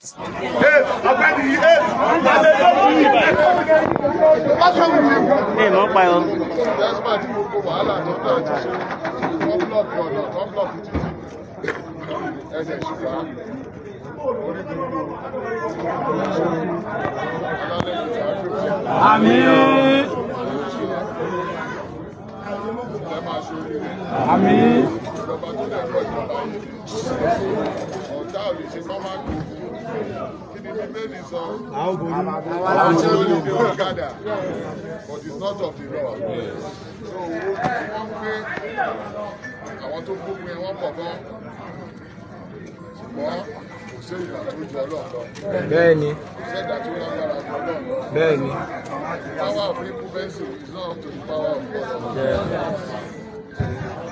Ọlọ́dẹ làwọn agbójúlé. Ṣùgbọ́n ṣé mi bọ́lọ̀ sọ ní pé God will let your will be done. My life and the life of it. But àsìkò ti tó fún láti máa tẹ̀síwájú democracy náà. Sọ yẹ fọmọ balẹ̀ o. Mo sọ lánàá níbẹ̀ yẹn pé oríṣiríṣi ló máa ṣẹlẹ̀. Which we knew was coming. But ìyẹn má yẹ kó dára ẹ̀wẹ̀ sí sọ́kùn wa. Oníkálùkù lọ wọ́ọ̀dẹ̀ ká máa ṣiṣẹ́ wọ́ọ̀dù wa. Ká dẹ̀ ṣiṣẹ́ local government wa. Nítorí election tí wá pọ̀.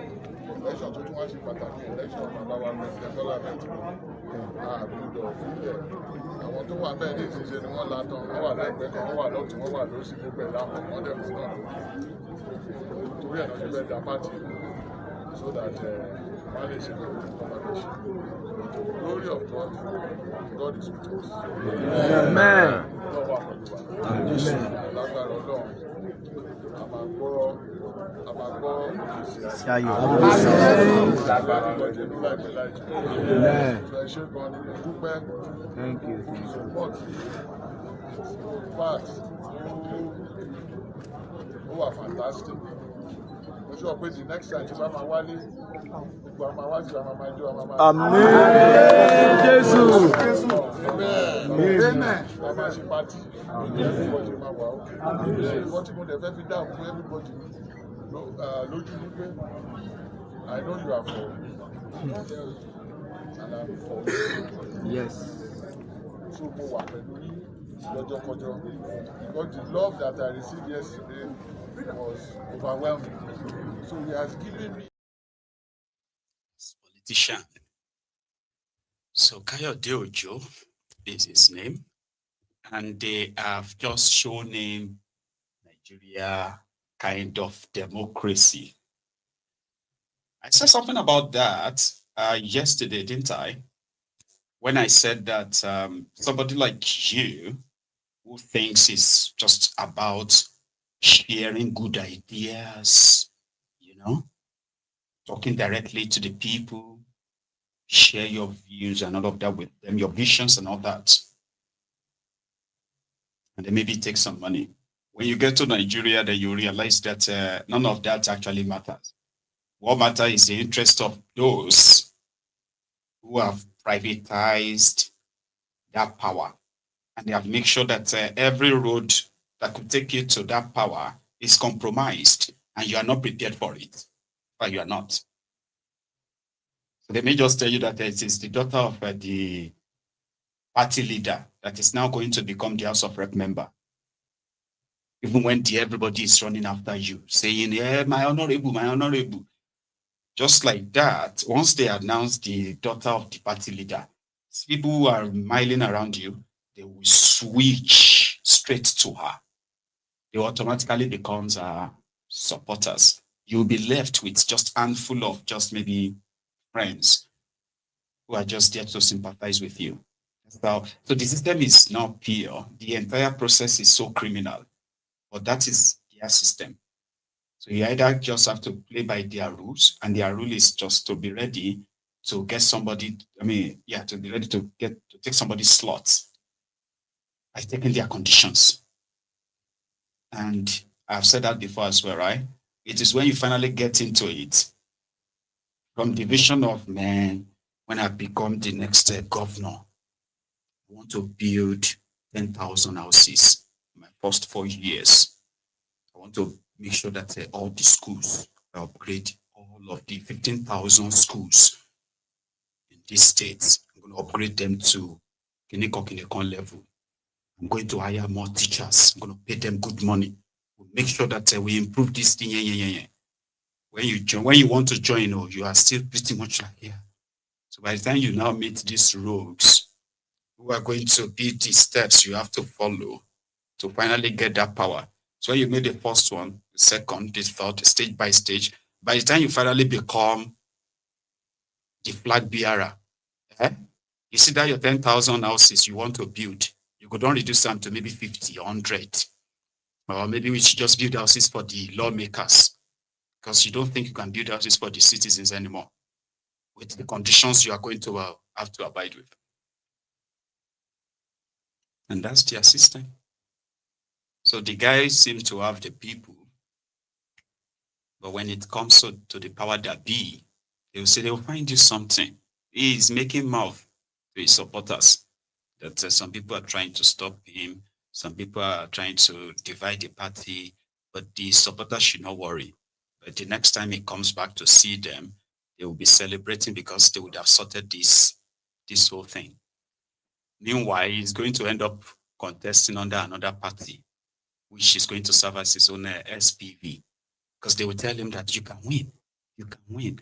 Just make sure that you put your picture and Tinubu's picture together so that you can say that you are still for Tinubu for second time. Your people are going to work for him. But when it comes to governor, let them just go vote for CDM. That's their politics. It's crazy. So Koolu announced this morning, that it was last night, right? So they announced the pardon of 175 people. They didn't give us all their names, but they gave us the description of what, of the beneficiaries. Among them, the posthumous pardon given to about Macaulay. You know that man that was was it in 10 naira? Was it in 10 naira notes or so? About Macaulay, or was it in 1 naira note? I can't remember. About Macaulay, Alvan Ikoku. Which one was 1 naira? Which one was 10 naira? Right. So it is said that he was convicted of sedition. Right. That is trying to free Nigeria of colonialism. Then, right. Sedition. It was going to break away Nigeria. Then he was also convicted of embezzlement, which was believed to be a trump-up charges from the colonial government of the time. So Tinubu has forgiven him, pardoned him. So means he's no longer an ex-convict. Nnamdi Azikiwe, I don't know what they give us the reason for adding Nnamdi Azikiwe to it, but let's see that part. It also includes the Ogoni 9, right? Ogoni 9 Kensaro Wiwa, Saturday, Dobe, Noduewo, Daniel Boko, Olivera, Felix Noante, Barry Bobera, Berineme Kiobel, and John Quinn. Well, another one at the national, okay, just wants to give the national note to. So, you had Mamambata, the guy that Babangida executed in that 1990 failed coup, remember? So, I have the long list, including Farouk Lawan. So Farouk Lawan is that guy that collected 500,000 US dollars a bribe from Otedola in order to bury the subsidy scam investigation at the time. Then he served the jail term. He was there for about 6 or so years in jail. And he just came out. So Tinubu also pardoned him too. And people have been reacting. So Mama Vatsa. This was about Macaulay. And this is Farouk Lawan, the man whose voice you're going to hear next in this undercover recorded conversation, negotiating for how to collect 680,000 US dollars bribe during the fuel subsidy investigation. Yes, I don't want to bring it to my house. Okay, you take it to your house? No, I don't want to bring it to my house. It's a lot of money. Yes. So where? Because I am rushing to the airport now. Yeah, they're at the airport in the aircraft. And before they can come over now, unless I send somebody to the airport, I was coming. I can't. By the time they come, I should be in the chambers. I have a lot of things to do myself. Is there anybody you trust I can give it to, or maybe I should just, postpone my China till tomorrow? No, it's okay. I would arrange with someone. Let me give you his number. Okay. Yeah. Okay. His number is 080. Hold on. 080. 36. 51. 33. 55. What's his name? Yeah, TJ. Sorry? TJ. TJ? No, TJ. TJ? TJ. Okay. Yeah, TJ. So I'll give him the balance. That's okay. $2.5 million, yeah? That's right. Hold on. Just hold on. I'm calling him to be sure he's finished. No.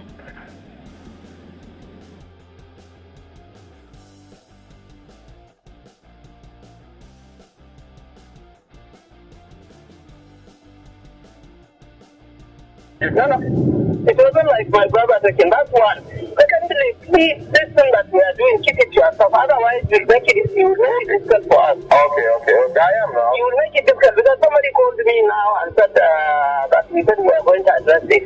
So, please keep it. Yeah, because if it is already out that we are going to do something, when we do it, people will think that we are doing it because we have compromised. And that is something that, and if my colleagues get to hear that, I will be able to convince them. So do it yourself. Let it be a supplement. Let it not be like anybody is aware of what is happening. If anybody asks you, simply explain that this thing, from your records, you have all the records, and you have made a case to the committee. You have sent your records to the committee. Yeah, it's not for the committee. It's not for the committee to decide what to do. Please keep it that way. Okay. Yeah, because the moment it gets out, now we are going to correct it. Then it means we have already.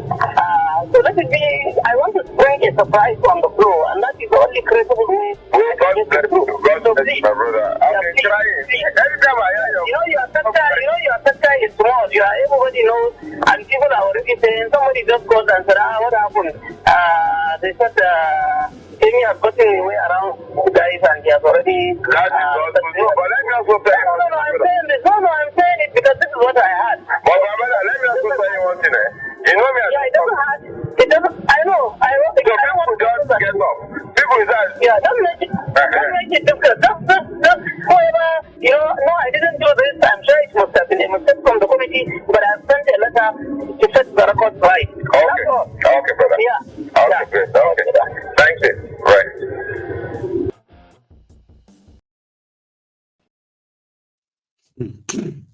That was a Farouk Lawan negotiating with Otedola in order to, because he was calling Otedola, according to Otedola, Farouk Lawan happened to be the chairman of the House Committee investigating the subsidy scam, people who have been collecting subsidy money but they've not actually been supplying any fuel to Nigeria. So they were being investigated of this multi-billion-dollar fraud. So the House committee, led by Lawan, or maybe it's just a member. So they have names of those who have collected a subsidy, and they named the Otedola's Fort Oil as one of them. And they were going to be blacklisted if they get indicted, truly. So that was the card this guy played. So he demanded for 680,000. Sorry, he demanded for $3 million.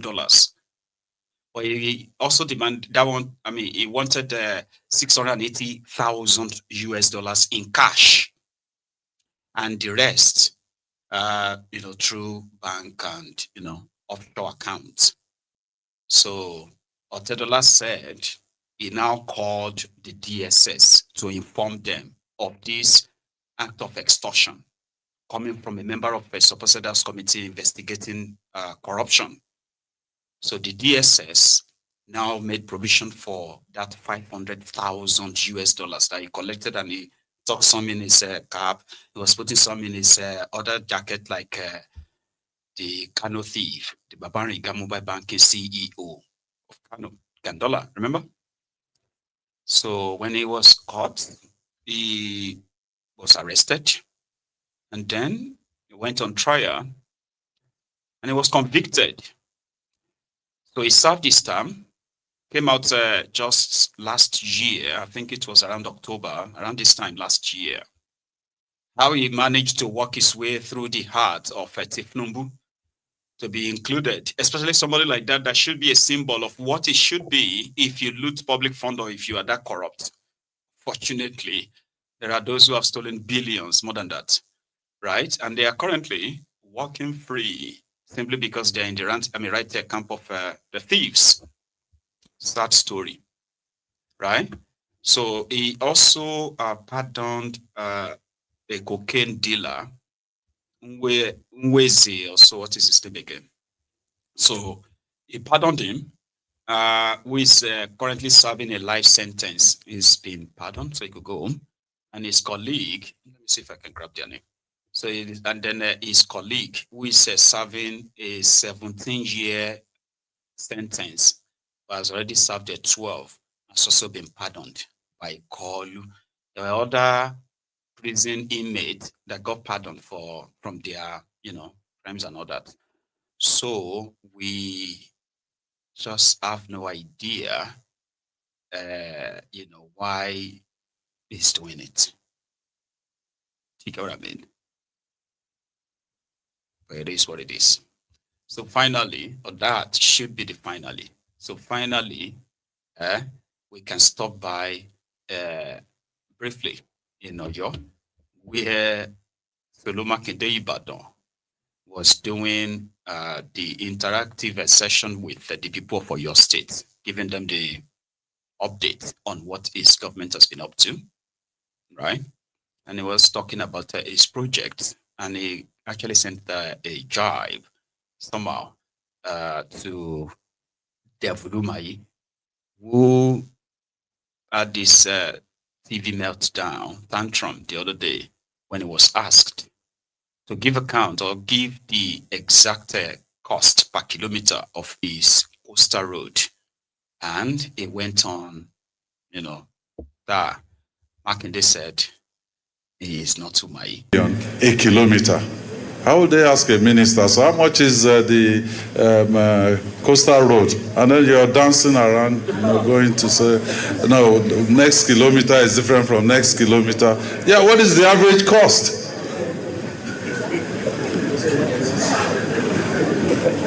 When we did Oyo to, it said it was a million. That's a joke, right? Oh, I forgot to show you. This was Lawan when he left prison after his sentence, or he completed his sentence.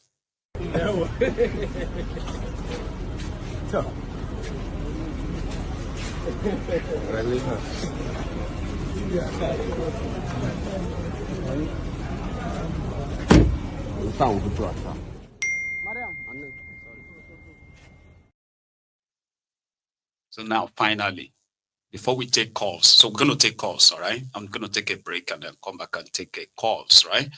So this was a Minde, Maryland, when Wahabi Wule visited them yesterday.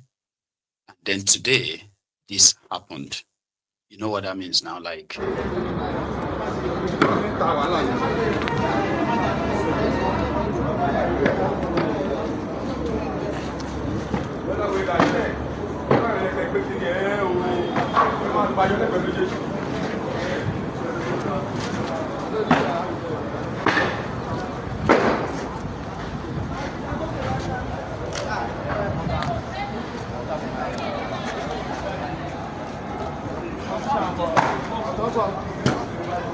Hey!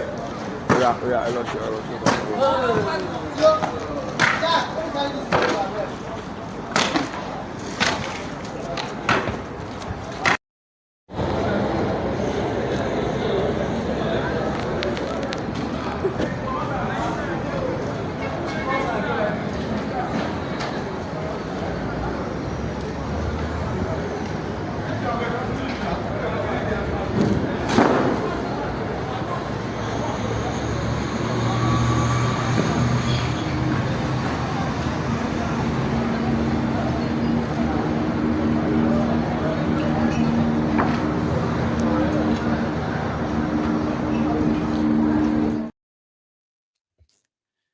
my gosh, shitty. So thank you so much, everyone. I'm going to take just about 2 minutes break and I'll come back. And we're going to take calls tonight as well. Maybe one or two, like somebody suggested. Okay. But if you have to leave, remember, please like the broadcast. You know, like it. If you haven't done that already, but if you have, don't do it again. All right. I'm going to be back in a minute or two. Actually, 2 minutes. Okay.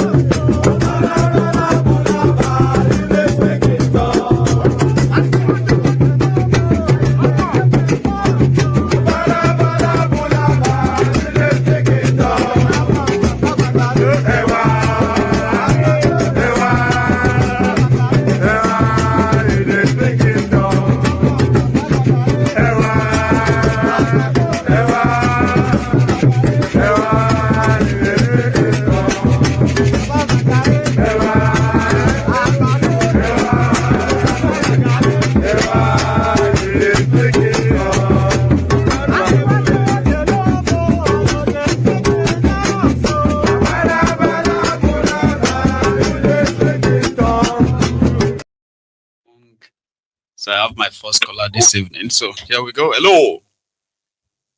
Hello, Mayabu. Good evening, Baba. Good evening. Oh, how are you, Baba? I'm doing well. Thank yourself. Well, I am still surviving. Thank you for asking. Your family, your kids, your wife. Glory be to God. We're thanking God. Thank you for asking again. Thank you. And I just want to appreciate you for your good work because no matter how our differences, you do never give up. That's right. Just keep doing what you're doing. There is people who are not happy for what you're doing. There is people who are happy for what you're doing. So may the good Lord May Him bless you, keep you, protect you from the hands of the wicked ones, and give you victory over everything you are doing. In the name of people, God, them and pray. I will just go. My name is John Easy, calling from Boston. I will just go straight to the point. Please. The Europeans, they brought something they give us. They give us church. And we are dying for church and religion, Muslim and Christian. They provide health care in their places. They provide electricity in their places. They provide different categories of jobs as far as you can do for their people. Yeah, they are facing economic crisis too, but they are not like us. We die in the church, what do you call it, Bible study, Virgin night, we pray. Still, we don't have no road to run with. Every 4 years, they promise you they will do a road for you. They never complete anything. I keep saying this message for us, for all of us that are living in diaspora. The earlier, the better we wake up and quench this fire that is coming to consume us, the earlier for us. When we decide not to speak out and condemn this evil thing that is coming to fall before our very eyes, you have seen it, that in that contraction, that the people they marginalize is Igbos. Now, the people who are in the power, who are the politicians of the Igbos, many of them are in 80s, and they are working hand to hand with their president, which is Tinubu. So instead of them to say what is the truth, they hide it. They don't want to say it because it will bring a bad belly for them to grab as many as they can grab, because it's the second turn coming up. It's their second turn coming up. Now they have appointed a new INEC chairman. Do you think that INEC chairman, this man appointed by himself, will be to obey his rules? The answer is no. Secondly, before I go, they put terrorists. They keep Nnamdi Kanu. Nnamdi Kanu never kill nobody. No. Nnamdi Kanu never shoot nobody, no arrow, no gun. No. He's just using his mouth that God created him because it's freedom of speech. Preach his message all over the world. And the APC find it so difficult that not that and that Nnamdi Kanu did is a terrorist. Is more than. Now they have bring somebody who have the camouflage, who carry everything as weapon, come out. They want him to have a peace deal with the government, with all those ammunition. Uh-huh. Is he not that funny? Everybody is actually seeing. And the is he not that funny, Baba? They're actually quiet. Is he not that funny? Is he not that funny? In your own very eye. Is he not that in your own eye? What will you do? You can't do nothing. It's more than funny. Because that place is really condemned. When we are talking about, when we see truth with them, if we did not speak and quench this fire, we will travel one day. And the thing that this man has been saying, none of them is fake. Every of his message is real. The second thing I want to say to other people is, if they allow APC, that what is his name? They call him Benjamin Carl. Is he from other states? If they allow that man, I am sorry where I come from. APC cannot protect you. Here and now, not to say we don't know, we not tell you, we try to tell you. If you bring APC, you are done. If you try bring APC in other states, you are done. This one that this man Benjamin Koolu is doing is just to brainwash you people. If you people try bring APC, you will cry had I know. Man, they've got Alex Otti. Hear it now. No, hear it now. Hear it now because he's doing his campaign. He has said it. You know, they will tell you what they want to do. Yes. So that you will not be saying, you will not be so surprised. How did this no. That's to the advantage. People always kind of underrate them now until it is too late. Don't underrate them. They have already said it in public that him has told Alex Otti that maybe APC is going to challenge him in 2027. That is going to be a top game. So they always know because they will ask him now, how many do you want to kill? He will say, I will kill as many as I want. And they will say, don't kill too much. And as soon as he has killed, thank you so much. May I leave him there? May I leave him there? May I leave him there? May I leave that man, make it come on. God bless you, Baba. You enjoy the rest of the day, okay? Have a good one. And let's take another one. Just because for time. See if we can manage to get enough people on. Hello. Hello, my Baba. Baba, how are you? We salute your efforts. We salute you for everything you are doing. Thank you so much. I'm all power to your elbow. Thank you, sir. I just want to talk about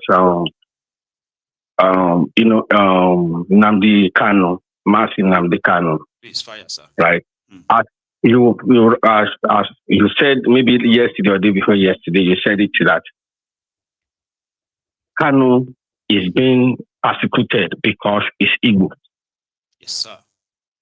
And Ali, my name is Kola.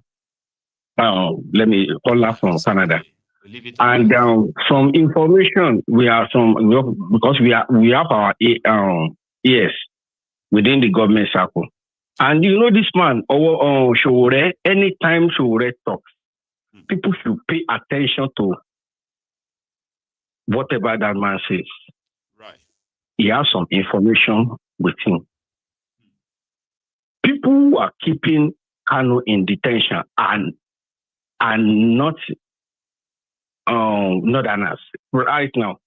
The people who are keeping Kanu in detention are the Eastern politicians, or some of these governors. They are because they believe that Nnamdi Kanu's release is a threat to them in the Southeast. So the political class. That's why Sowore, the political class in the East. That's why Sowore challenged because of the information Sowore has in his disposal. That's why he's challenging them that they should come and since Kanu Sowore made that statement, none of those, especially just few of them has come out to identify with what Sowore said. Eastern governor has identified not a single, any prominent politician has identified with this so far. Yeah. But the status of assembly said, they will be part of it. Hopefully, if they don't call them back at the last minute. Go on. Something like that. Because these are the people. So if you want Kanu out, let's call out the political elite in the Southeast. They are the ones that are telling the government that they should keep him there because once they know that once Kanu is released and is back in the Southeast, then their political relevance is gone. They feel that it's a threat to their political relevance in the South, in the Southeast. So that's why anytime when Sowore made that statement, I told somebody, I said that's because of the information at his disposal. That's why he's saying you will see in the future, Sarah reporter will release, we expose some of their atrocities. We will see. So that's why these people. That's why anytime we talk about all these people, the enemy, the enemy within is more than the enemies within are more than the enemy from outside. I agree. That's the problem. I agree. So that's what I want to say. I have that information so much, that Yes, sir. yeah. Let me take another one, okay? Sake, God bless you. I have another caller though. And hello. Hello, good evening. Good evening, sir. How are you, Baba? Paul calling from Belgium. Hello. How are you this How evening? are you? I'm fine, and you? Well, I'll survive. Thank you for asking. How is the family? We thank God. We do. Thank you. Your broadcast was exceptional. Thank you. The lady about Nigerian embassy. There is something there. I need to talk about the embassy. So you have your own trauma too, yeah, that you would like to share. What you said is the actual truth. It's not nothing but the whole truth that you. I think it should even be worse here than what you obtain in what you see in Nigeria. The process of getting your passport is even worse here because when you consider that before, Polo, that they would rather go to Nigeria and do their renewal than do it where they are. Yeah, yes, at least in that place, if you are staying say for 3 weeks or and you know how the system there works. Like the same system that we believe is so that bad. For somebody who live abroad, yes. Say, man, you don't understand. It's better to do it in Nigeria than to do it here because of their traumatic experiences. So it's the same almost everywhere then. Yeah, because they are, in fact, if you don't, I'll give you an instance. Take for instance, my senior brother, who is a doctor who lives in United Kingdom also. When his passport expired, he preferred doing it in Nigeria than doing it in the UK. Wow.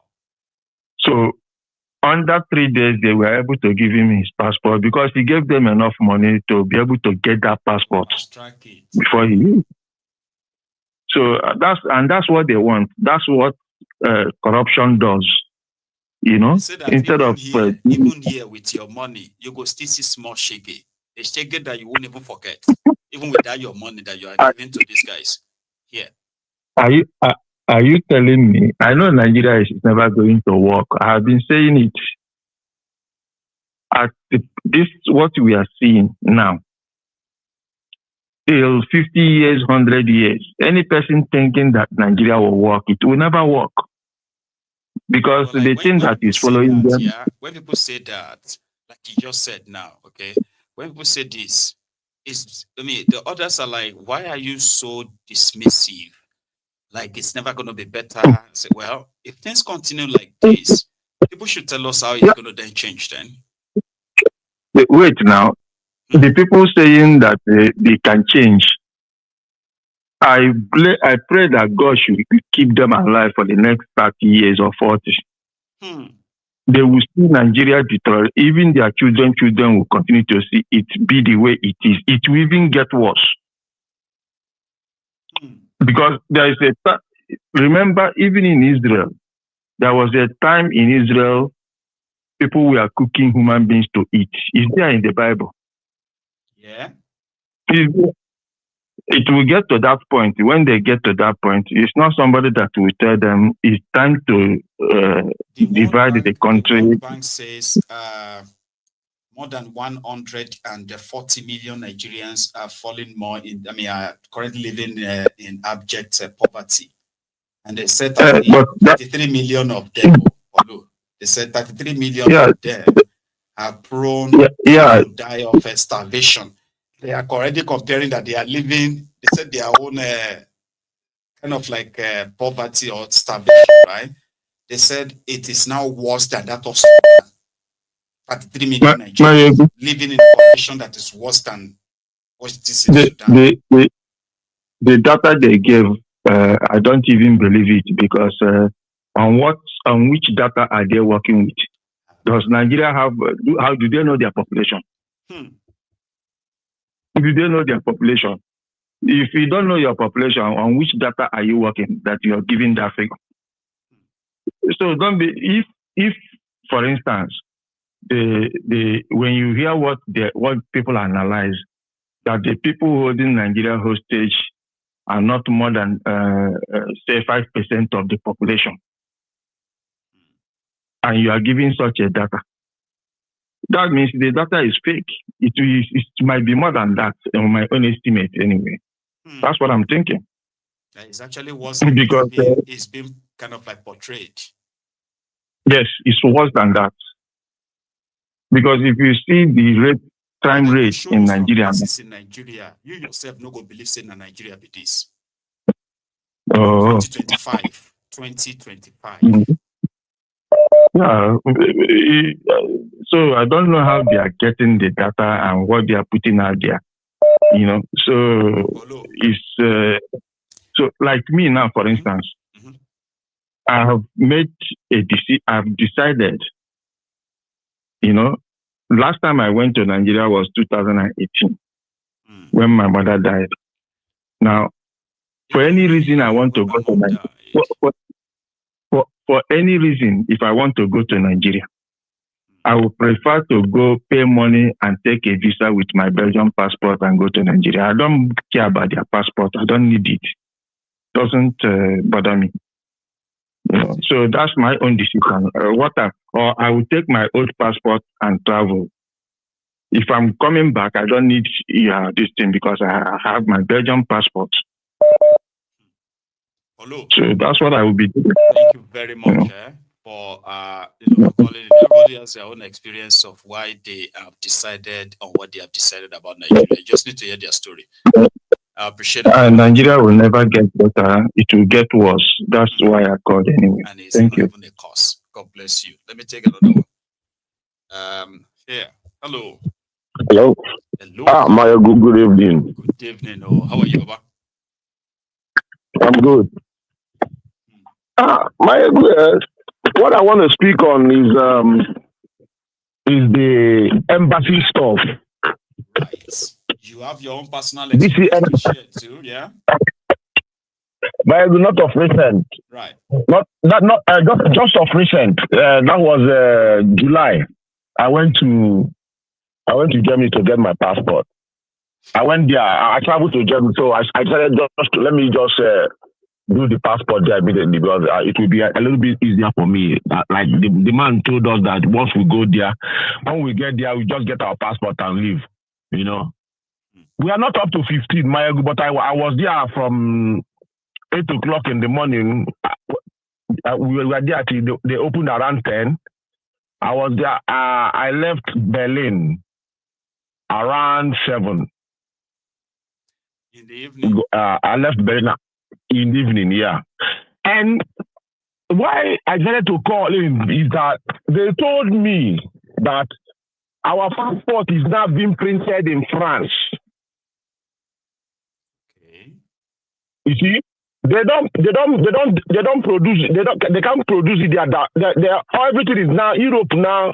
I think they mentioned at Europe now that it's only in France once they finish with your fingerprint in Berlin. Right.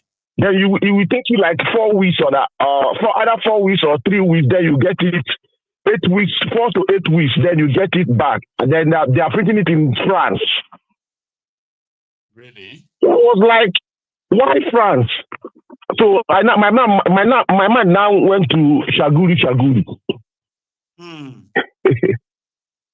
You see, so but I paid through my nose. I paid close to. I paid for the passport. I paid 350. The guy that secured but I was coming from America, so the guy that did everything, I gave him 250 just to get the appointment, everything for me, pay for the passport, 10 years. Then when I got here, my transportation from my city to that place My transportation was like, I took speed train. It was about 200 or 250 I paid. Then euros. Then I gave them extra. I gave them extra 150 because they said somebody's going to France that night, so I can get it tomorrow. Because I told them that I have to go back to America on Saturday. I went there. I was there on Wednesday, I think Wednesday. So and I told them I have to go back to America on Saturday. So they now said to me that somebody is traveling to France that night. I did it. You see. So I gave them another extra 150 just to put it in a. Yes, I now said let me pay with card. You get it the following day as you were told.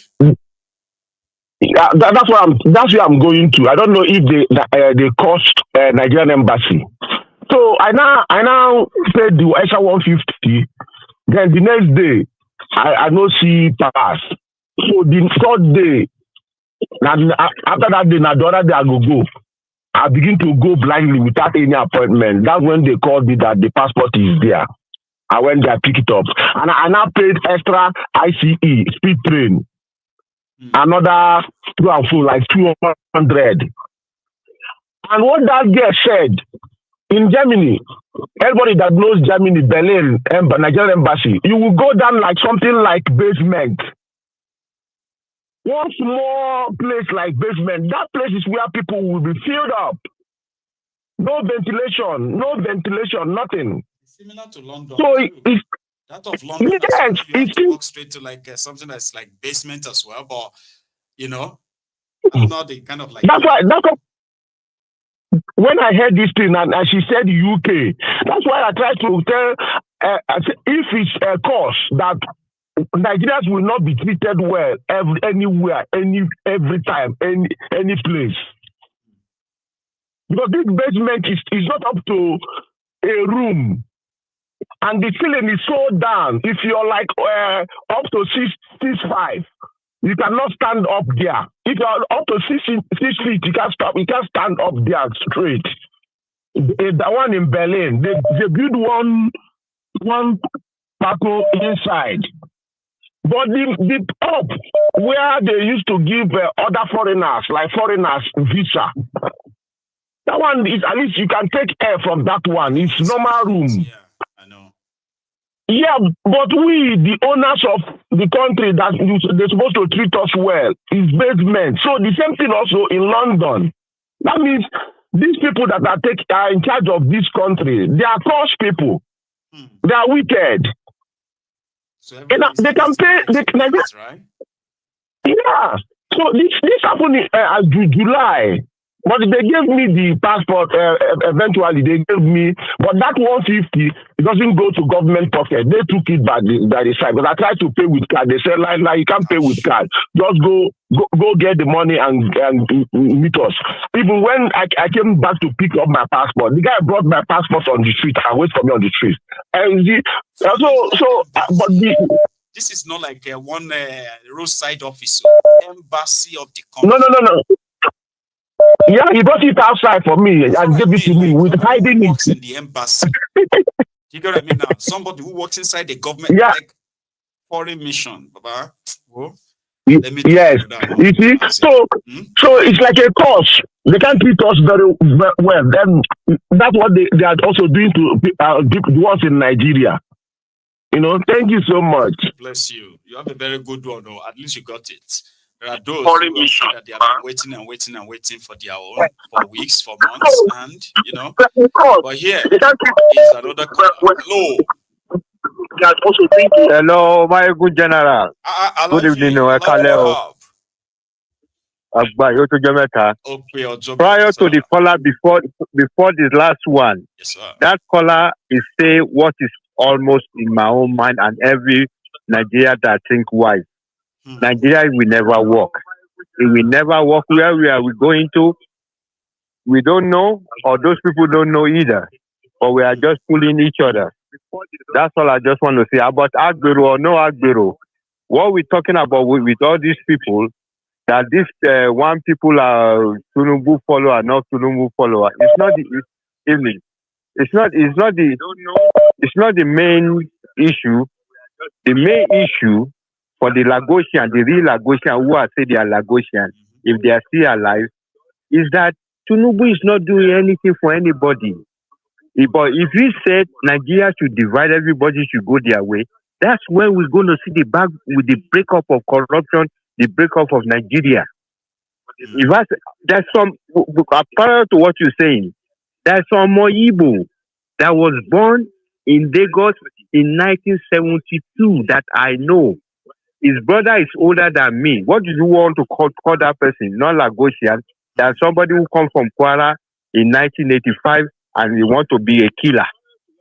So everybody know each other in the different way. And somebody I know is not the one you know they're calling your show.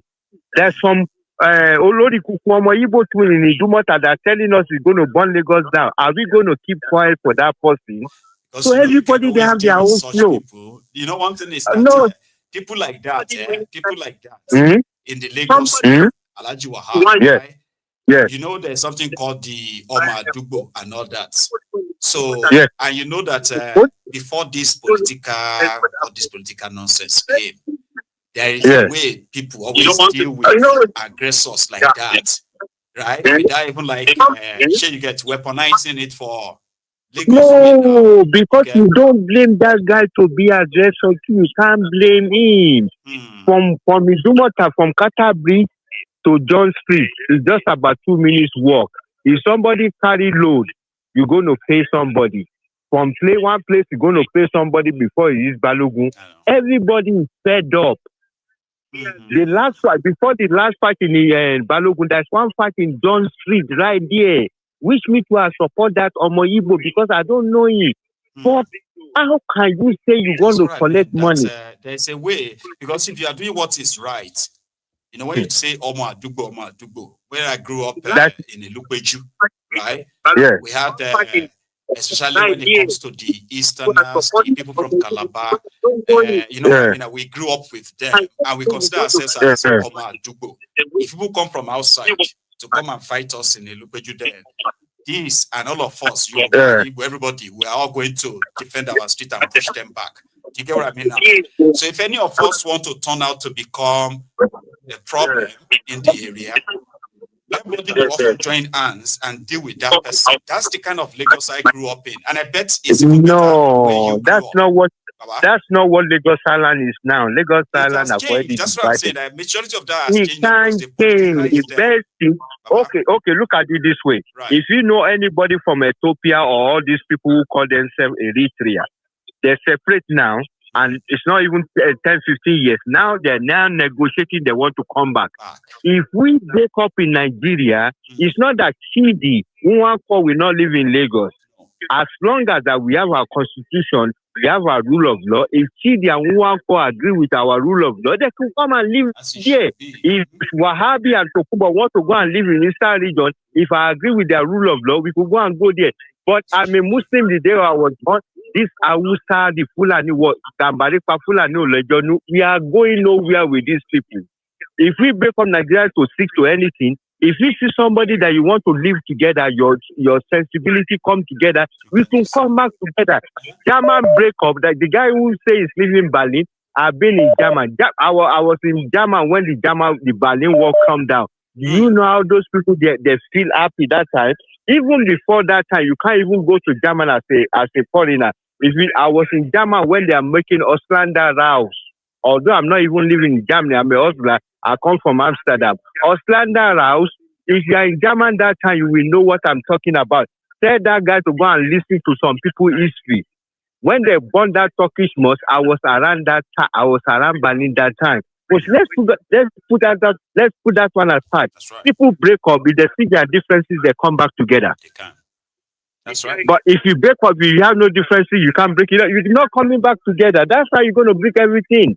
You say this one is peacefully, it makes better sense than to violently, turn to Okay. We all going to sit behind Tinubu bench for the next 30 years then. But let me finish one thing before I go. But the only one thing, Omeko, if you listen, I want to see the back of bone of Tinubu in 2027. Tinubu have already put his INX there. So if Tinubu lose, is he not going to go? So if Tinubu die, are you not going to bury him? I'm not going to say more than that. Until then, 2077. Jeka are going to live to that time. Nigeria don't finish. It don't finish. We are just at the day between local Kukabole and Numotoni. So, can you nice evening, Alaji, right? Thank you. Thank you. Yes, sir. So that's Alaji Wahab, a Lagosian. I think I have another caller. I want 1 second though, my caller. I don't mind. I mean, I don't know if it's okay to remind you now that if you haven't really liked the broadcast, this is another chance for you to do that, okay? Because it's easier to forget. And thanks to those of you who have actually really liked the broadcast itself, shared as well. Okay, appreciate that. But here is my caller. Hello. Hello, General. Good evening to you. Yes, sir. Prince Adewale, Avi, the African Wahala. Yes, sir. Yes, yes. It's really good to talk to you. I did, bro. We thank God. Yeah, I just wanted to double down on people that are saying that Nigeria is never going to work. It's true. Nigeria is never going to work. And we can all see the evidence. It has always been on a downward trajectory, every aspect of Nigeria. Right now in 2025, Nigeria is ranked as the bottom country in terms of life expectancy. How did Nigeria get there? Nigeria is ranked beneath Sudan, Chad, Niger, Burkina Faso, and Congo. Now, these are countries that have historically always been below Nigeria. Nigeria was hopeful at some point. During the time of Obasanjo, there was a time where the indices was pointing towards growth and improvement. But all of a sudden, everything crumbled. And that's not the first time that Nigeria was growing and then it crumbled. The same thing happened in the 70s. In the 70s, during the oil boom, it was growing and then it crumbled. It happened again after the 1990s. It was growing and then it crumbled. Now we are here. This time around, we are at the bottom, at the point where Nigeria is completely destroyed in every aspect, and people are going to disagree because there are still many people in Nigeria that are making good money. They are living good lives. To them, Nigeria is working. So they are going to disagree with us that say that Nigeria will never work. But those people only make up 10% of the population. 10% of 200 million people is a lot, right? So if you have 20 million people that are doing good and 200 million other people that are doing horrible. If you in that kind of society, would you say that kind of society is fair? No. That's not a fair society. No. And how did we get to the bottom of the life expectancy measurement in the world? It's because Nigeria has no future. People will keep on trying. People will keep on failing. As well, because life has become so cheap as well. You know, in Nigeria, it could be taken away just like that. Exactly. One of the reasons why Nigeria dropped woefully in life expectancy is because of lack of access to medical facilities or medical practitioners. There are only 55,000 doctors, registered doctors left in Nigeria. But outside of Nigeria, the doctors that emerged from Nigeria to the outside, they are more than 55,000. So Nigeria is literally collapsing in front of us. We all can see it happen. But it's unfortunate. I really wish we could find a way to disintegrate. And I know it's going to eventually happen, but unfortunately, most likely it's going to happen violently. Because if they don't give room for us to have a peaceful conversation and dissolve this mess that is drowning everyone, then we wouldn't have a choice but to dissolve it violently. And I think we're going to have to dissolve it violently. It's not me. I'm not praying for that, but it's human nature. It's the actions of these guys that push everybody to that fringe, you know? Yeah, it's the human nature. After a while, people are not going to be able to continue taking the suffering, and they will just start tearing everything apart. This myth, I just want to put that out there as well, and I want you to say something about it. There's this myth that over time, right, people will say on many occasions that Nigeria has reached the edge of the cliff, that everybody believes that this is it. This is it. This country is going to break up now. And then it will just make a miraculous sort of save. Not take everybody like higher, but just kind of like off the deep or something. And to them, no matter what everybody feels about Nigeria right now, you are likely not going to feel like that in 10 years when something must have. Have you heard that myth before? That Nigeria would have gotten to a stage of breaking up, collapse. It will just bounce back, sort of. Have you heard that before? And it's true. I mean, if you look at this, the history, the dips and the troughs. If you look at, like, if you plot a graph of Nigeria, it has always gone through those cycles. Because we would get to a point like in 2020 was a point where everybody believed, man, this is the end.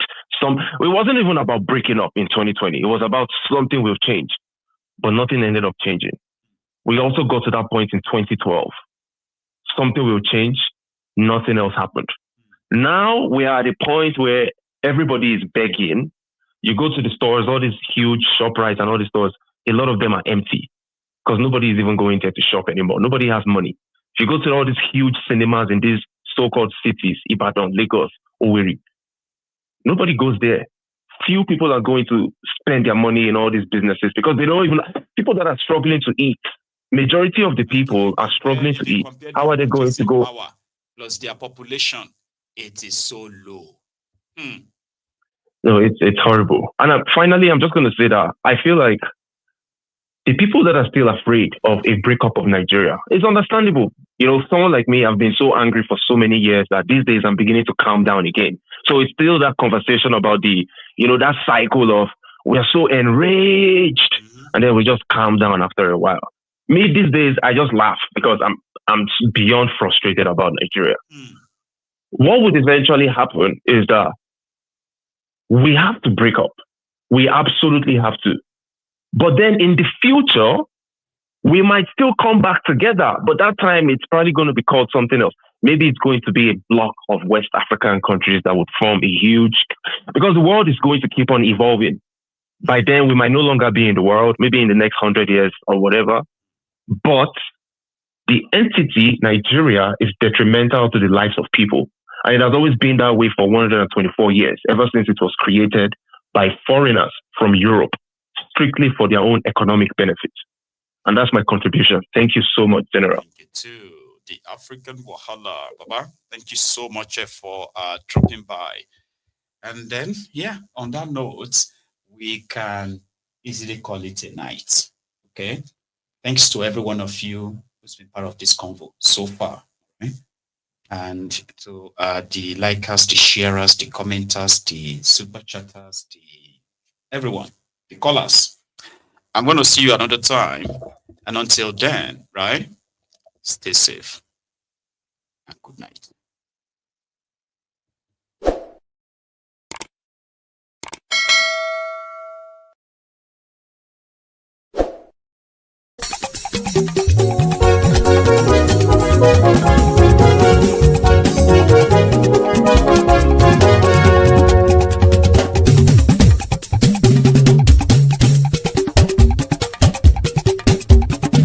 Mayegun làwa mọ̀ làmọ̀ tó dòdòdò.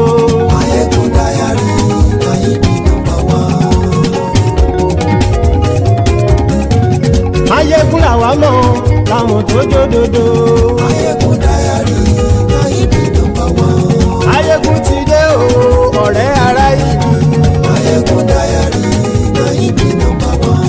Lórí Facebook, lórí YouTube. Mayegun dayari Mayegun number one. Gbogbo bó ṣe ń lọ ni Mayegun já wa sí.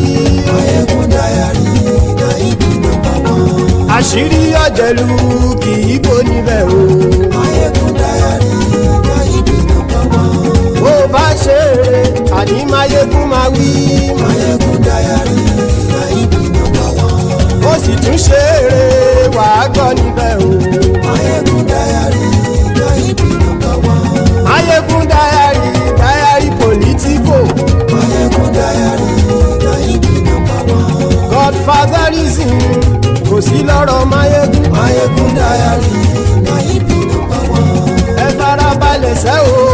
lọ́rọ̀ lẹ́nu o. Mayegun Diary na ibi number one. Àní Mayegun làwa mọ̀ tó dòdòdò. Mayegun Diary na ibi number one.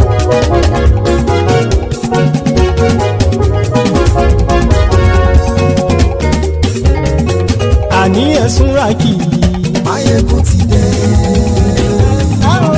Mayegun ti dé. Ọ̀jẹ̀lú ẹ̀sùn rákì. Mayegun ti dé. Àní ẹ̀sùn rákì. Mayegun ti dé. Lórí Facebook. Mayegun ti dé. Àní ẹ̀sùn rákì. Mayegun ti dé. Lórí YouTube. Mayegun ti dé. Àní ẹ̀sùn rákì. Mayegun ti dé. Bọ́ bàbá gbé wúrẹ́. Mayegun máa wí. Àní ẹ̀sùn rákì. Mayegun ti dé. Ijó ìgbádìyẹ. Mayegun máa wí. Àní ẹ̀sùn rákì. Mayegun ti dé. Bí pẹ̀sìdó bá rúfin o. Mayegun máa wí. Àní ẹ̀sùn rákì. Mayegun ti dé. Bí gómìnà kówó jẹ. Mayegun máa wí. Àní ẹ̀sùn rákì. Mayegun ti dé. Ọlọ́pàá tí ń gba rìbá. Mayegun máa wí. Àní ẹ̀sùn rákì. Mayegun ti dé. Aṣòfin tí ń rúfin o. Mayegun máa wí. Àní ẹ̀sùn rákì. Mayegun ti dé. Òpùrọ́ olóṣèlú. Mayegun máa wí. Àní ẹ̀sùn rákì. Mayegun ti dé. Ọ̀jẹ̀lú ẹ̀sùn rákì. Mayegun ti dé. Àní ẹ̀sùn rákì. Mayegun ti dé.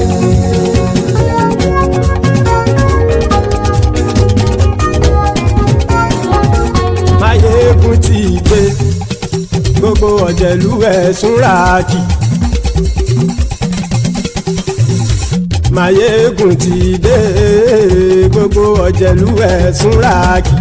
Ṣùgbọ́n ní bá ti ṣe èyí tó yẹ kí wọ́n ṣe, ọmọ bá dèrò ní fi wọ́n níran o. Mayegun ti dé. Gbogbo ọ̀jẹ̀lú ẹ̀sùn rákì. Mayegun ti dé. Gbogbo ọ̀jẹ̀lú ẹ̀sùn rákì. Ṣùgbọ́n ní bá ti ṣe èyí tó yẹ kí wọ́n ṣe, ọmọ bá dèrò ní fi wọ́n níran. Wọ́n fowó bẹ́ẹ̀ o, Mayegun ó sọ pé wọ́n ò bẹ́ẹ̀. Wọ́n fowó bẹ́ẹ̀, Mayegun ó sọ pé wọ́n ò bẹ́ẹ̀. Oníkan ṣáàtì ṣe èyí tó yẹ kí wọ́n ṣe, fáwọn ará ìlú tó gbé wọn débẹ̀ o. Ayé. Mayegun ti dé. Gbogbo ọ̀jẹ̀lú ẹ̀sùn rákì. Mayegun ti dé. Gbogbo ọ̀jẹ̀lú ẹ̀sùn rákì. Ṣùgbọ́n ní bá ti ṣe yìí tó yẹ kí wọ́n ṣe, ọmọ bá dẹ́rọ̀ ò ní fi wọ́n níran. Ha! Kì máa yí ṣeré, ọ̀rọ̀ yìí kì í ṣẹ̀fẹ̀. Kì máa yí ṣeré, ọ̀rọ̀ yìí kì í ṣẹ̀fẹ̀. Ẹni bá ti lè lẹ́bọ̀ lẹ́rù o, ọmọ bá dèrò kàṣàyè tú wọn síta. Mayegun ti dé. Gbogbo ọ̀jẹ̀lú ẹ̀sùn rákì. Mayegun ti dé. Gbogbo ọ̀jẹ̀lú ẹ̀sùn rákì. Ṣùgbọ́n ní bá ti ṣe yìí tó yẹ kí wọ́n ṣe, ọmọ bá dẹ́rọ̀ ò ní fi wọ́n níran. Tẹnitẹni ọmọ Mayegun ọ̀rẹ́ ara ìlú mọ̀mọ́ ni mo fọlọ́hún ṣọ́ ẹ̀ bá kìlẹ́bù. Lóòótọ́ olódodo ìlú ọ̀tá ìlú mọ̀mọ́ ni ìwọ ṣá máa ń ṣọ́ra kò sì mọ́ bẹ̀rù. Bọ́tà ń lè rí bóníṣègùn lé káwọn mọ̀mọ́ fi ṣera wọn ni ó ti dẹrùn tí wọn ò gbọ́dọ̀ sì mọ́ bẹ̀. Èèpo ọ̀bọ̀lọmọ bá dérò tàjẹ́ ò gbọ́dọ̀ jẹ́, ó ti jọba lórí abínú ẹni kò sì mọ́ fòyà. Àìsíwọ́lu ní ẹnìkẹ́ ìgbódì ẹyin lábàrá o, ó kó ẹni tó bá dán wò á kàmù. Mayegun ti dé. Gbogbo ọ̀jẹ̀lú ẹ̀sùn rákì. Mayegun ti dé. Gbogbo ọ̀jẹ̀lú ẹ̀sùn rákì o. Ẹni bá ti ṣe yìí tó yẹ kí wọ́n ṣe, ọmọ bá dèrò òní fi wọ́n níran o. Mayegun ti dé. Gbogbo ọ̀jẹ̀lú ẹ̀sùn rákì. Mayegun ti dé. Gbogbo ọ̀jẹ̀lú ẹ̀sùn rákì. Ṣùgbọ́n ní má ti ṣe yìí tó yẹ kí wọ́n ṣe ọmọ bá dẹ́rọ̀ ò ní fi wọ́n níran.